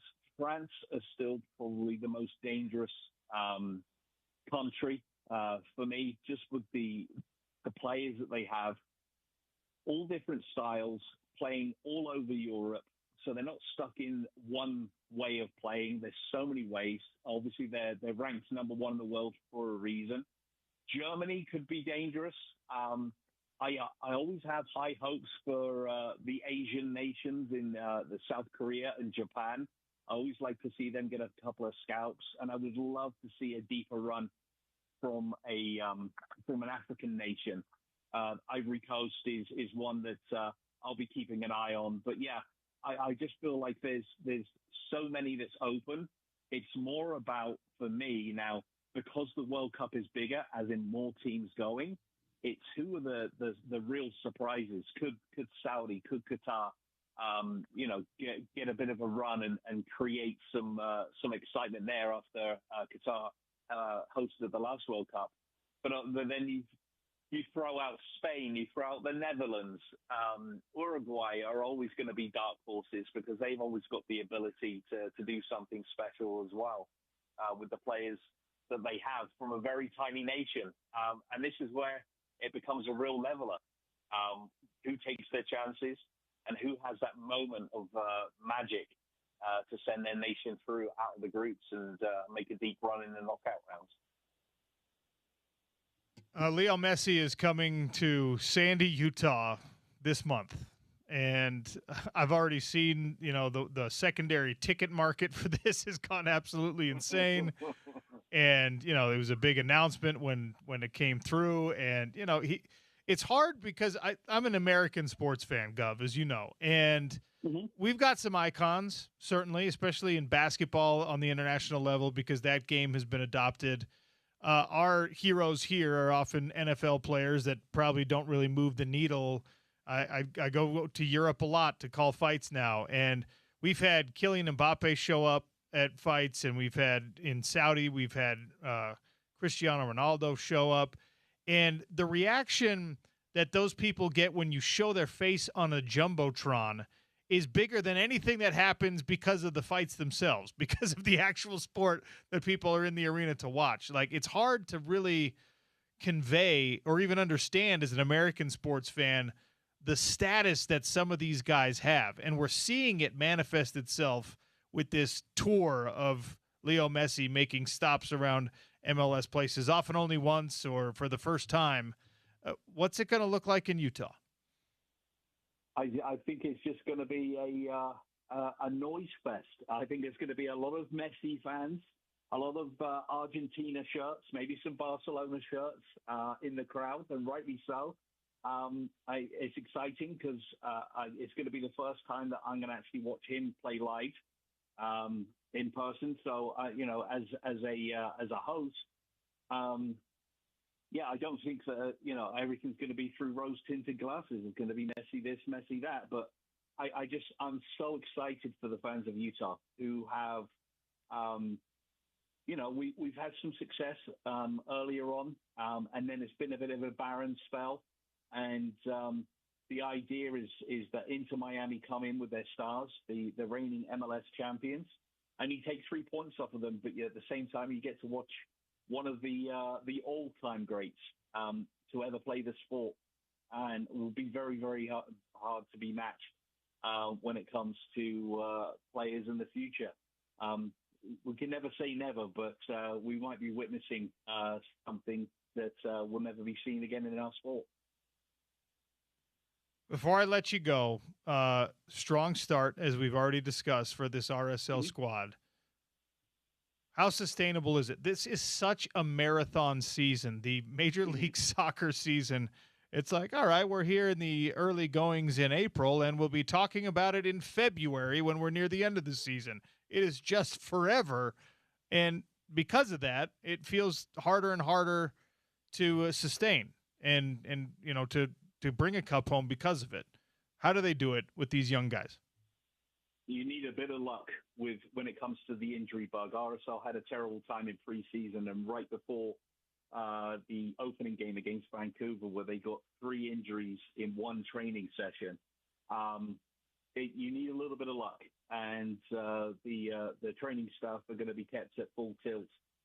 Managing minutes, you've already found out that these young players, the young guys that have stepped up in Luka Moisa, Aidan Hezekani, Sergi Solans, Griffin Dillon, obviously Xavier Gozo, he's been around the squad for a while, but you've already seen these young guys step up and play substantial minutes already.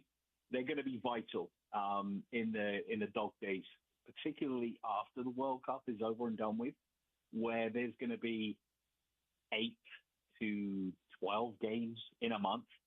That's going to take some serious rotation.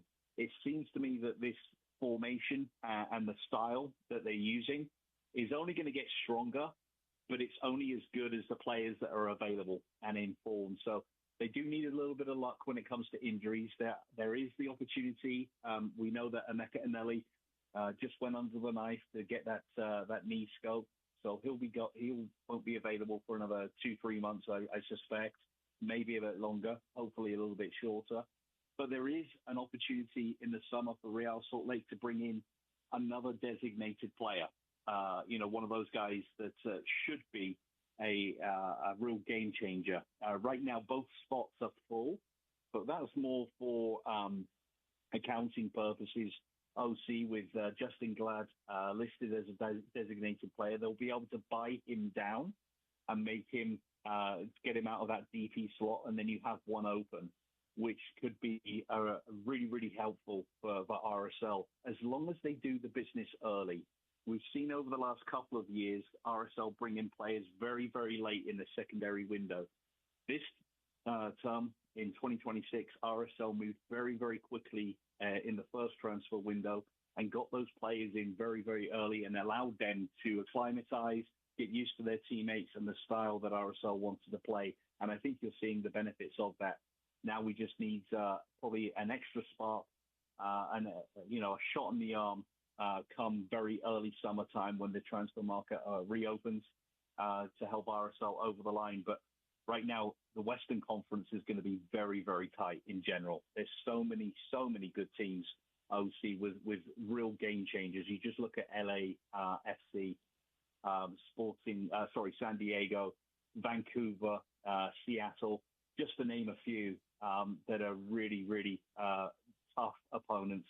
And RSL's going to play them in the next couple of weeks. Gov, let's do this more often, shall we? Absolutely, my man. I'm always available for you guys. That's Spencer Warren, RSL insider, pre-half and post-game host. And we will be checking him with them more, especially with the World Cup approaching. Thank you, Spencer. Appreciate you. Take care, guys. Bye-bye. Great stuff from the Gov. Airing of grievances is next. 877-353-0700. You know the drill.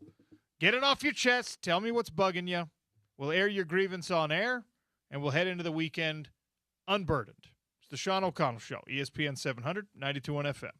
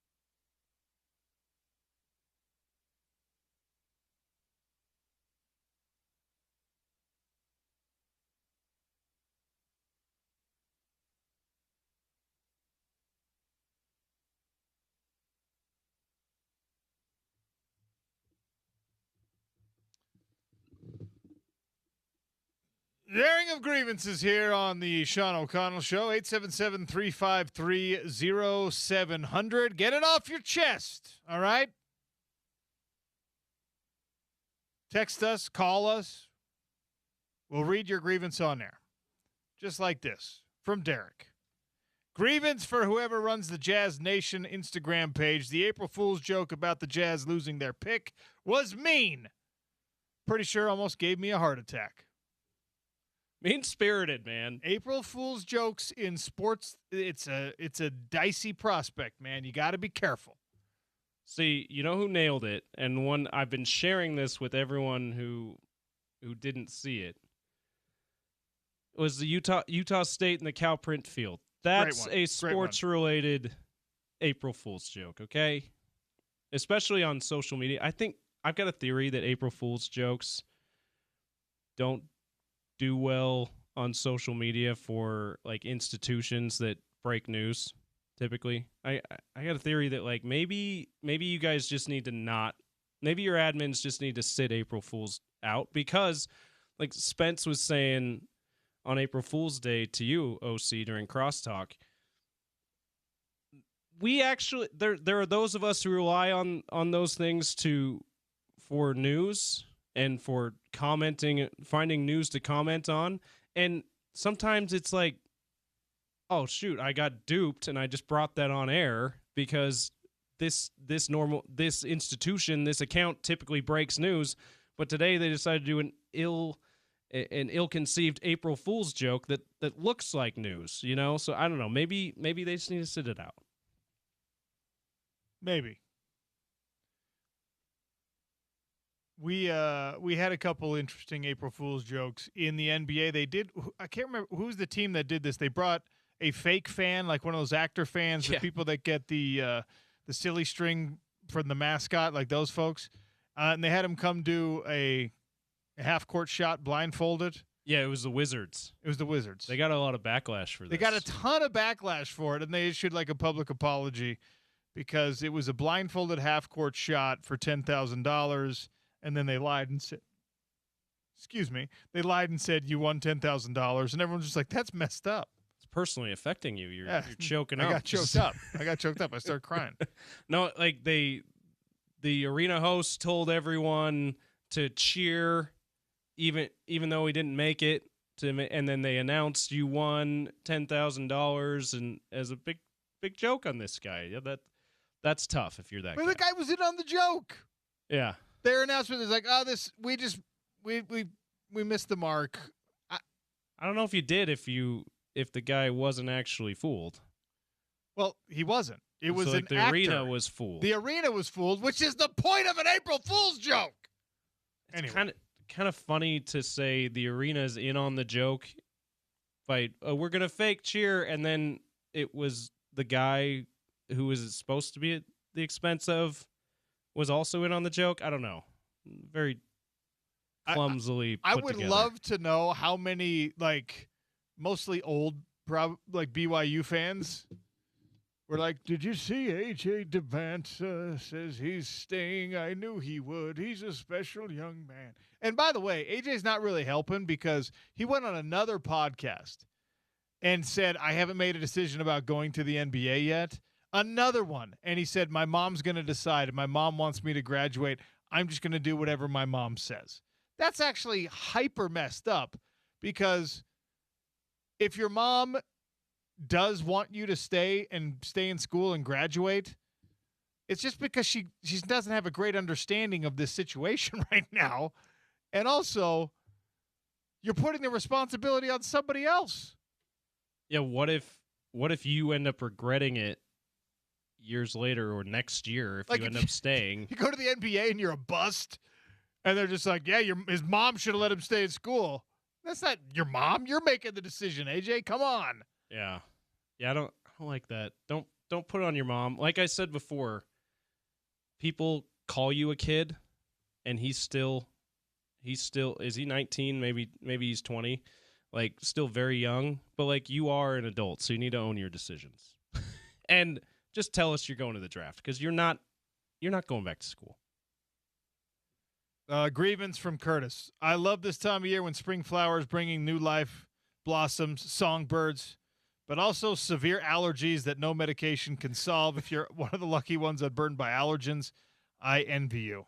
I wish you all a happy Easter weekend. Same to all of you, a happy Easter weekend. Do you get hay fever type allergies? So I have a week when I don't know what it is that's blooming at the beginning of the spring, early summer. I will have just a violent sneeze, eyes, crazy runny nose, but then it's like my body adapts to it, and it doesn't last. That must be nice. It doesn't last. But, man, is it annoying for that, 6-7 days. Yeah, I'm experiencing it right now. Some of you might have noticed my little nasally tone to my voice over the last week. I'm experiencing it right now. That's just your voice. Yeah. Okay, fine. I'll just let that one go there. No, it's so annoying because for me, it's not like I know that there are people that their throat will close up. Their eyes will not stop itching. That's what I get that a little bit. But like for me, it's just annoying sinus stuff. And I'm like, can I just not have this? Like we both feel your pain, texter Curtis from Kaysville. I'm sorry, Curtis from Kaysville. 877-353-0700 if you want to air any grievances. I've got a weird one for you, okay? Right now, and this is new-ish phenomenon for me. Maybe I'm just coming around to this version of social media, and maybe it's been around for a while. But very specifically, we're seeing Casey Cetera, my former teammate, awesome guy, his team down at Corner Canyon High School is putting out their weight room hype videos right now, okay? And we talked about the offensive lineman bench pressing 225 41 times. I think yesterday, maybe the day before, they had like a little DB, 165-pounder squatting 425, that's a big number, man. For somebody's 165-pound body weight, you're squatting over 2 times your actual body weight. You're strong, right? And these are high school kids, and of course they're going aggro and they're going crazy and everyone's cheering and all that stuff. It's just like it's a football thing, right? The comment section on these particular videos is just a cesspool of insecurity. And he's not even getting past parallel. Nice squat, doesn't count. He's not locking out his elbows all the way. None of those 41 reps count. Shut up. All right? Internet keyboard morons. They're high school kids. All right? And if their lifting technique is not picture perfect, they're not here in a lifting competition. They're not even here at the NFL Scouting Combine. They're in their home weight room impressing themselves and their teammates, and we just happen to see it. And I'm getting hyped about it because I remember being 14, 15, 16, 17 years old, and you desperately want to be strong, right? And you're setting these goals, and you're trying to gain weight, and you're trying to gain strength for your football program, and you're just like, oh, my gosh. The first time you hit 315 pounds on a bench press, you feel like it's a rite of passage. You become a man. And some guys do it in high school, and most of us who did it in high school did it because we were arching our back, our crotch practically on the ceiling, tiptoes on the ground, just straining and and your spotter lying to you, all you. And then you get that, you finally lock it out, and you're just like, yeah. And guess what? When we did it, our friends just went and told everyone else, dude, he hit 3 wheels on the bench today. Legend. Right? My buddy Scott, he was benching like 375 in high school, and we were just like, bro, he's putting up big weight. And guess what? Nobody had a camera phone. Nobody had a camera, period. Nobody was putting it on the internet for a bunch of 45-year-olds who can't do it themselves, by the way, to be like, bad technique. That's not a clean bench. Yeah, it's not. You want to know why? Because the kid weighs 170 pounds, and he shouldn't even be trying to bench that much, but he's trying to be a man. Shut up! That's my grievance. By the way, sounds like you had your own little crotch gate going on back then. Well, I look, don't know. you know what I'm talking about, right? When you're trying to max bench and you're just like, Form doesn't matter at that point. You're just humping it as high as you can and straining and then, and you're putting like the NFL is going to tell you that rep doesn't count. Okay. If you're at a powerlifting competition, sorry, kid, that rep doesn't count. But you know what? Every single one of them counts when you're just there impressing your buddies and your teammates. You're right. It's about camaraderie. It's about feeling good about getting better. Dude. Like that's what that's about. And these videos we're seeing are of like literal children, actual minors in most cases, putting up weight that most of you out there listening right now as a grown man probably can't do. I will tell you I have never thrown that kind of weight around, even when I was a lot younger than I am. Well, so look, it's shout out to these kids. I just like if you're not impressed by it and you're not like I am, just like heck yeah, because you don't have those memories associated with it, that's totally fine. You don't have to like it. You don't have to retweet it. You don't have to do anything with it. Scrolling, or you know what? It's so ridiculous. Well, you know what the internet needs? It needs my opinion on this. And in my opinion, bench press is not valuable for athletic performance anyway. Just wanted to make that point, 16-year-old. Bye. Thanks, dude. Cool. Go about your day. All right, my grievance is aired. Feels good. Yeah, I have a couple grievances. One that's like really silly that I'm like, I may just need to go outside for a little bit and get grounded a little bit better. Okay, touch grass. Because this is bothering me. Okay. But the weird tip-off times for Final Four games, I think NCAA tournament games in general. Did you see the second game on Saturday? I put a sensible time on the rundown.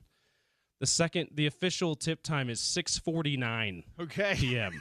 Like, what are we? It's every year though. It's every year. You I'm know like, what? I went. We're gonna say 6:45. Counterpoint, James. If you're actually tipping at 6:49, everyone thinks it's 6:45, and they get their butts in the seats at 6:45, so they don't miss tip off. Just do a regular time.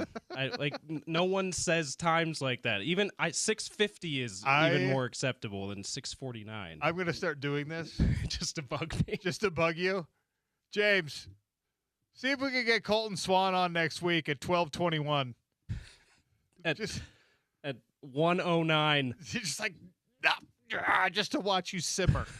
Just say 1:10. Nope.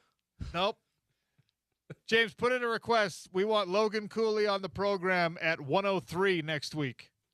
You're like, please CC me on the text so I make sure that you give the right time. Yes, don't round up or down, James. Yeah, so that bugs me. But like I said, I recognize that I probably should be able to just get over that. The other one is finally got a chance to watch the new Wicked movie. Did you watch either or both of these movies? No. Okay. Wife's a big fan of Wicked. I went and saw it on stage a few years ago in Boston with her. Okay. A fun trip. And, fell in love with it myself. I'm a big theater guy myself. Nothing wrong with that. I love a good musical. I love the stage. I love all of that. Wicked has not come across your radar entered my lexicon. Yeah. So anyway, we were excited about the movies coming out. First movie was awesome. I have a grievance against the second movie. It didn't need to be a second movie. Oh. Uh-oh. They added 2 new songs that were not even that great. They do not stand up with the Broadway songs, the original Broadway songs at all. It's like the live action Aladdin movie that Disney did. Yeah. Don't add a song. It's already a perfect score. So, anyway, back to there's that.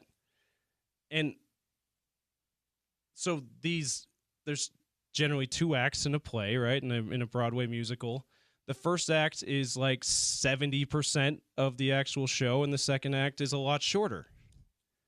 So in order to make this a feature-length movie, they had to do stuff like add songs. There was so much time, like downtime, that just isn't part of the second act on stage. It's like, you just should have just made it one movie. Because the other thing about it is, on stage it's a 3-hour show.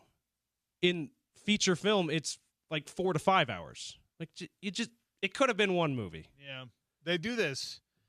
They did this with the Hobbit movies. Yeah, there's like, you could make that just like a cool 3.5 hour movie, or we could make it 3-hour movies so that we can triple dip at the box office. Didn't have to do it. No, didn't have to do any of it. I prefer the Hobbit movie to the second Wicked. The Hobbit movies to the second Wicked. But yeah, you're right. Unnecessary, frivolous stuff that they had to do to justify making 2 more movies. Sometimes it works, and I'm not anti-creative license. There's so many people that get worked up about, I didn't follow the book exactly. Like, well, it's not a book. That's why. I'm okay with that in general, but like, it doesn't work all the time. Like, let's just make one movie. It's usually a money grab when it happens. I get it, but I was disappointed with Wicked for good, and I was excited about it. So yeah, disappointing. Derek says, James, can we please get an interview with Devin Dampier next Wednesday at 12:17? Please and thank you. Yes, this is a thing now. Derek is blocked. Non-rounded time slots for every request you have for James Peterson. Also, grievance against whoever our internet provider is here. I should not be sitting in our studio working my laptop off a hotspot. We're a media company. It's called Broadway Media. All right, got to close it out next with some trivia. We'll give away Weezer tickets and a PGA Tour leaderboard update. It's the Sean O'Connell Show on ESPN 700, 92.1 FM.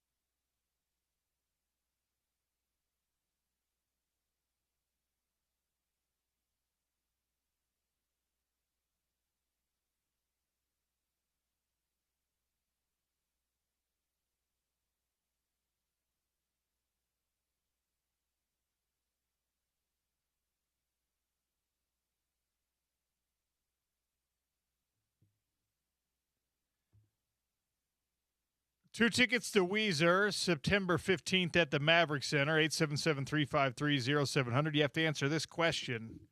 We were talking about Floyd Mayweather's insane career and the alleged spending associated with it. One fight in his boxing career earned him more money than any other pay-per-view, any other contest. Which opponent did he make the most money fighting? 877-353-0700.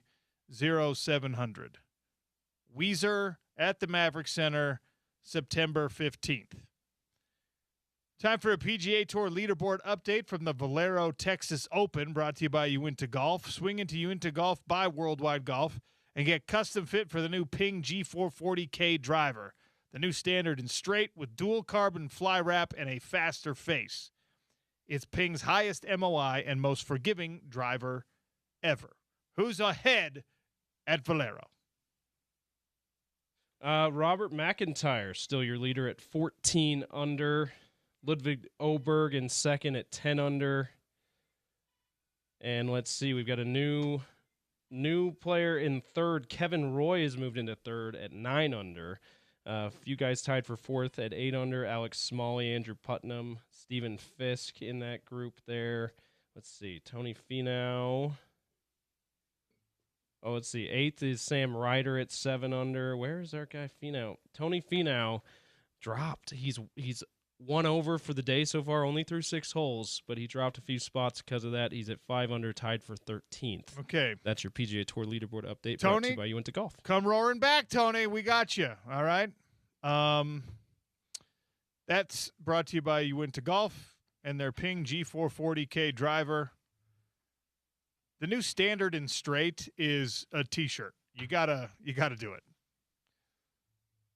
The Drive with Spence Checketts is next. Reminder to all of you out there who are like, is it going to be hot? Is it going to be cold?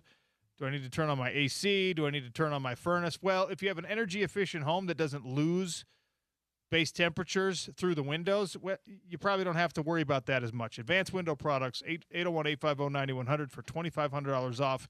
10 windows or more. Huge energy savings. And they'll sell you the window coverings and warranty all of it for life.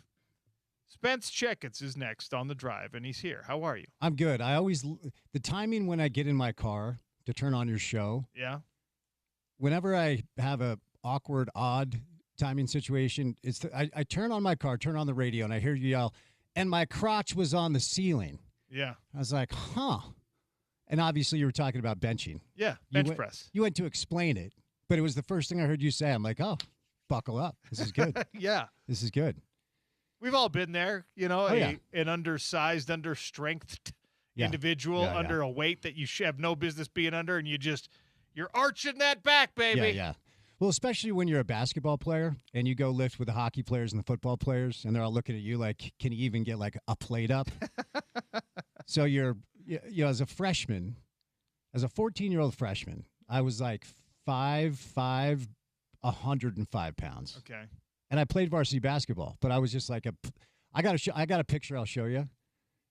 14-year-old Spence Checketts guarding this 17-year-old senior from Danbury, Connecticut, who's like 6'4", 240. I look like I have no business being on the floor, but it was always intimidating because my friends were football players and hockey players, and those guys can lift, and certain basketball players can. But when you're young in the weight room and you're the freshman on the team lifting with seniors, it can be a little intimidating. So what was your grievance was with people posting on the internet, like cracking on kids? I have no problem with people posting the results of their weight room. Like, clearly this is like Quarter Canyon High School kind of recruiting. Yeah. Right? Yep. Casey Cetera, our guy's down there. He took over for Eric Kerr, and they've got some impressive lifters in that room, and he's letting these kids get their flowers. Yeah. And he's letting programs get, like the name of these kids, and like it's smart. Yeah. And if you go to the comment section, it's just a bunch of dudes our age being like, well, that's not good form. Oh, yeah. Yeah, don't do that. Shut up, the dude. kids are all right. Leave them alone. Yeah. Any grievances spilling in about me today? No. Oh. 877-353 if you want to air your Spence Checketts specific grievance. We always have time for that. I love them. Do you have a grievance? Yes, I have a grievance against Duke. How dare you? Well, Duke continues to look, as I've told you before, it's always the dog owner's fault. I have not Duke University, because I actually picked UConn to win that game, so we're good. Grievance against my dog Duke. He thinks it's time to play at 3:30 a.m. every single night. It's Nice, not. Duke. Grievance against Duke. When we stopped to get his pup cup, he got too excited, licked it. Now there's whipped cream all over my car. Okay. Grievance against the guy at the dog park for being nice. Don't talk to me. I'm there for my dog to play. I don't want to get to know you. I hate you people at the dog park. Grievance, my accountant, way too expensive to do my taxes. Grievance, taxes, period. Taxation is theft. Indeed. We went to war over it. We did.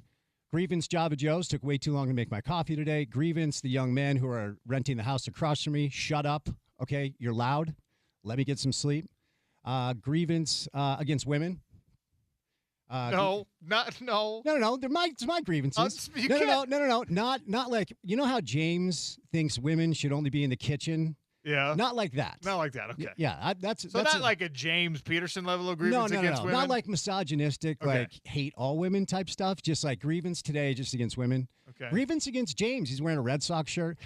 Grievance against you. No reason. Yeah, exactly. Grievance Utah basketball, 2 conference wins. Grievance Utah Jazz, 4 years of being irrelevant. Grievance RSL, soccer's not that cool. Calm down. Wow, hot take. Grievance Governor Cox. I don't know. I'm just on fire at this point. Yeah, just Grievance whoever was driving the ESPN 700 van took way too long to open up the gate. That's okay. why I was a little late. Spence is aggrieved today. Yeah. Grievance my bank, random charges for no reason. Grievance Apple, who charges me every day for something like $250. It's only $250. Like, what? Why is Apple charging me $250 again today? You got to stop subscribing to like their Fitbit. Yeah, it's true. Grievance Whole Foods, calm down. Not that good. Okay, it's way overpriced. Calm down. Gosh. Like, chill out, Whole Foods. There are certain grocery stores. I'm a bargain hunter, as all of you know. Yeah. There are certain grocery stores that I can't even walk in because I just start to like.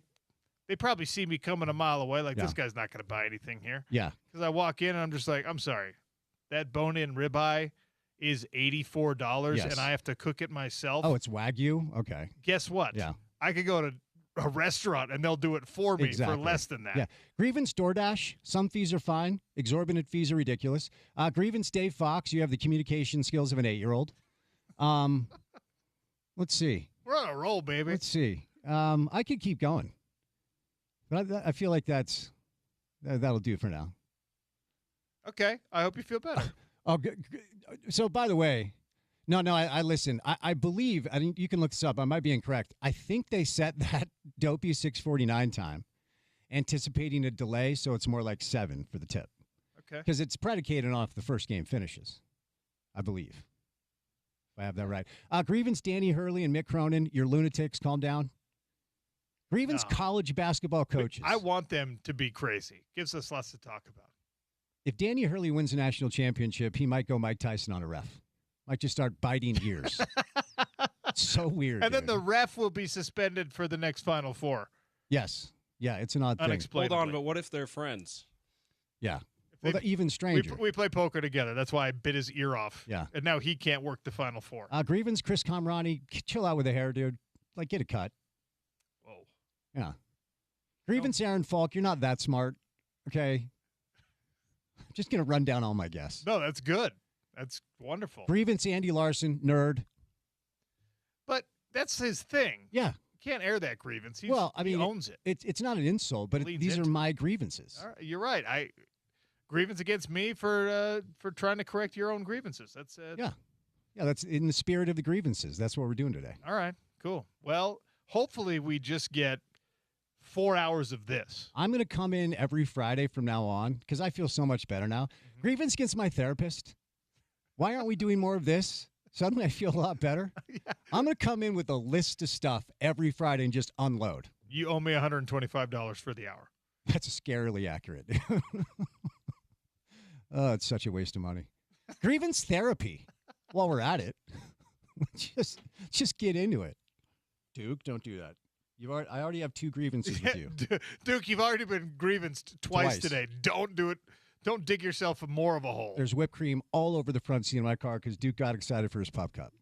What do you think's good? Never mind. No, usually I get the coffee and then I can usually hold it until We're driving away. He pawed me so he could get it. He did get the bone, but the whipped cream is everywhere. Back to the dog park guy. Just got my headphones in. Oh.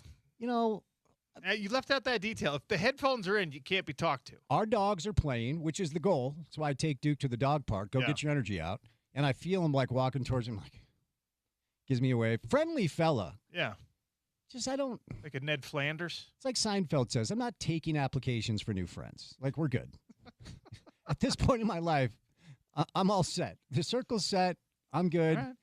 Lovely fella, lawyer, lives up in the avenues. I didn't need to know that. Married, 2 kids, 2 lovely dogs. You were at that Lindsay Gardens. Lindsay Gardens The dog best, park? Yeah, just take them off the leash, and there are usually 3 or 4 other dogs. Yeah. You know what happens whenever I take Rocky there? He kicks the crap out of the other dogs. He doesn't do anything. He just runs up, he smells them, and people are just like, I'm scared, and they leave. Oh, that's And too then bad. it's me and my poor dog who's like, why doesn't anyone like me? Oh, that's too bad. And I'm just like, maybe it's my face. Maybe I have like a predatory face. I don't know. Probably the combination of the large animal that you bring to the park and the fact that you snarl at everybody. I don't. Grievance, Lindsay Gardens. Don't say you don't want the dogs in the baseball diamond and leave the gate open. Shut the gate if you want the dogs out of there. Grievance, Lindsay Gardens. Okay? Just ridiculous.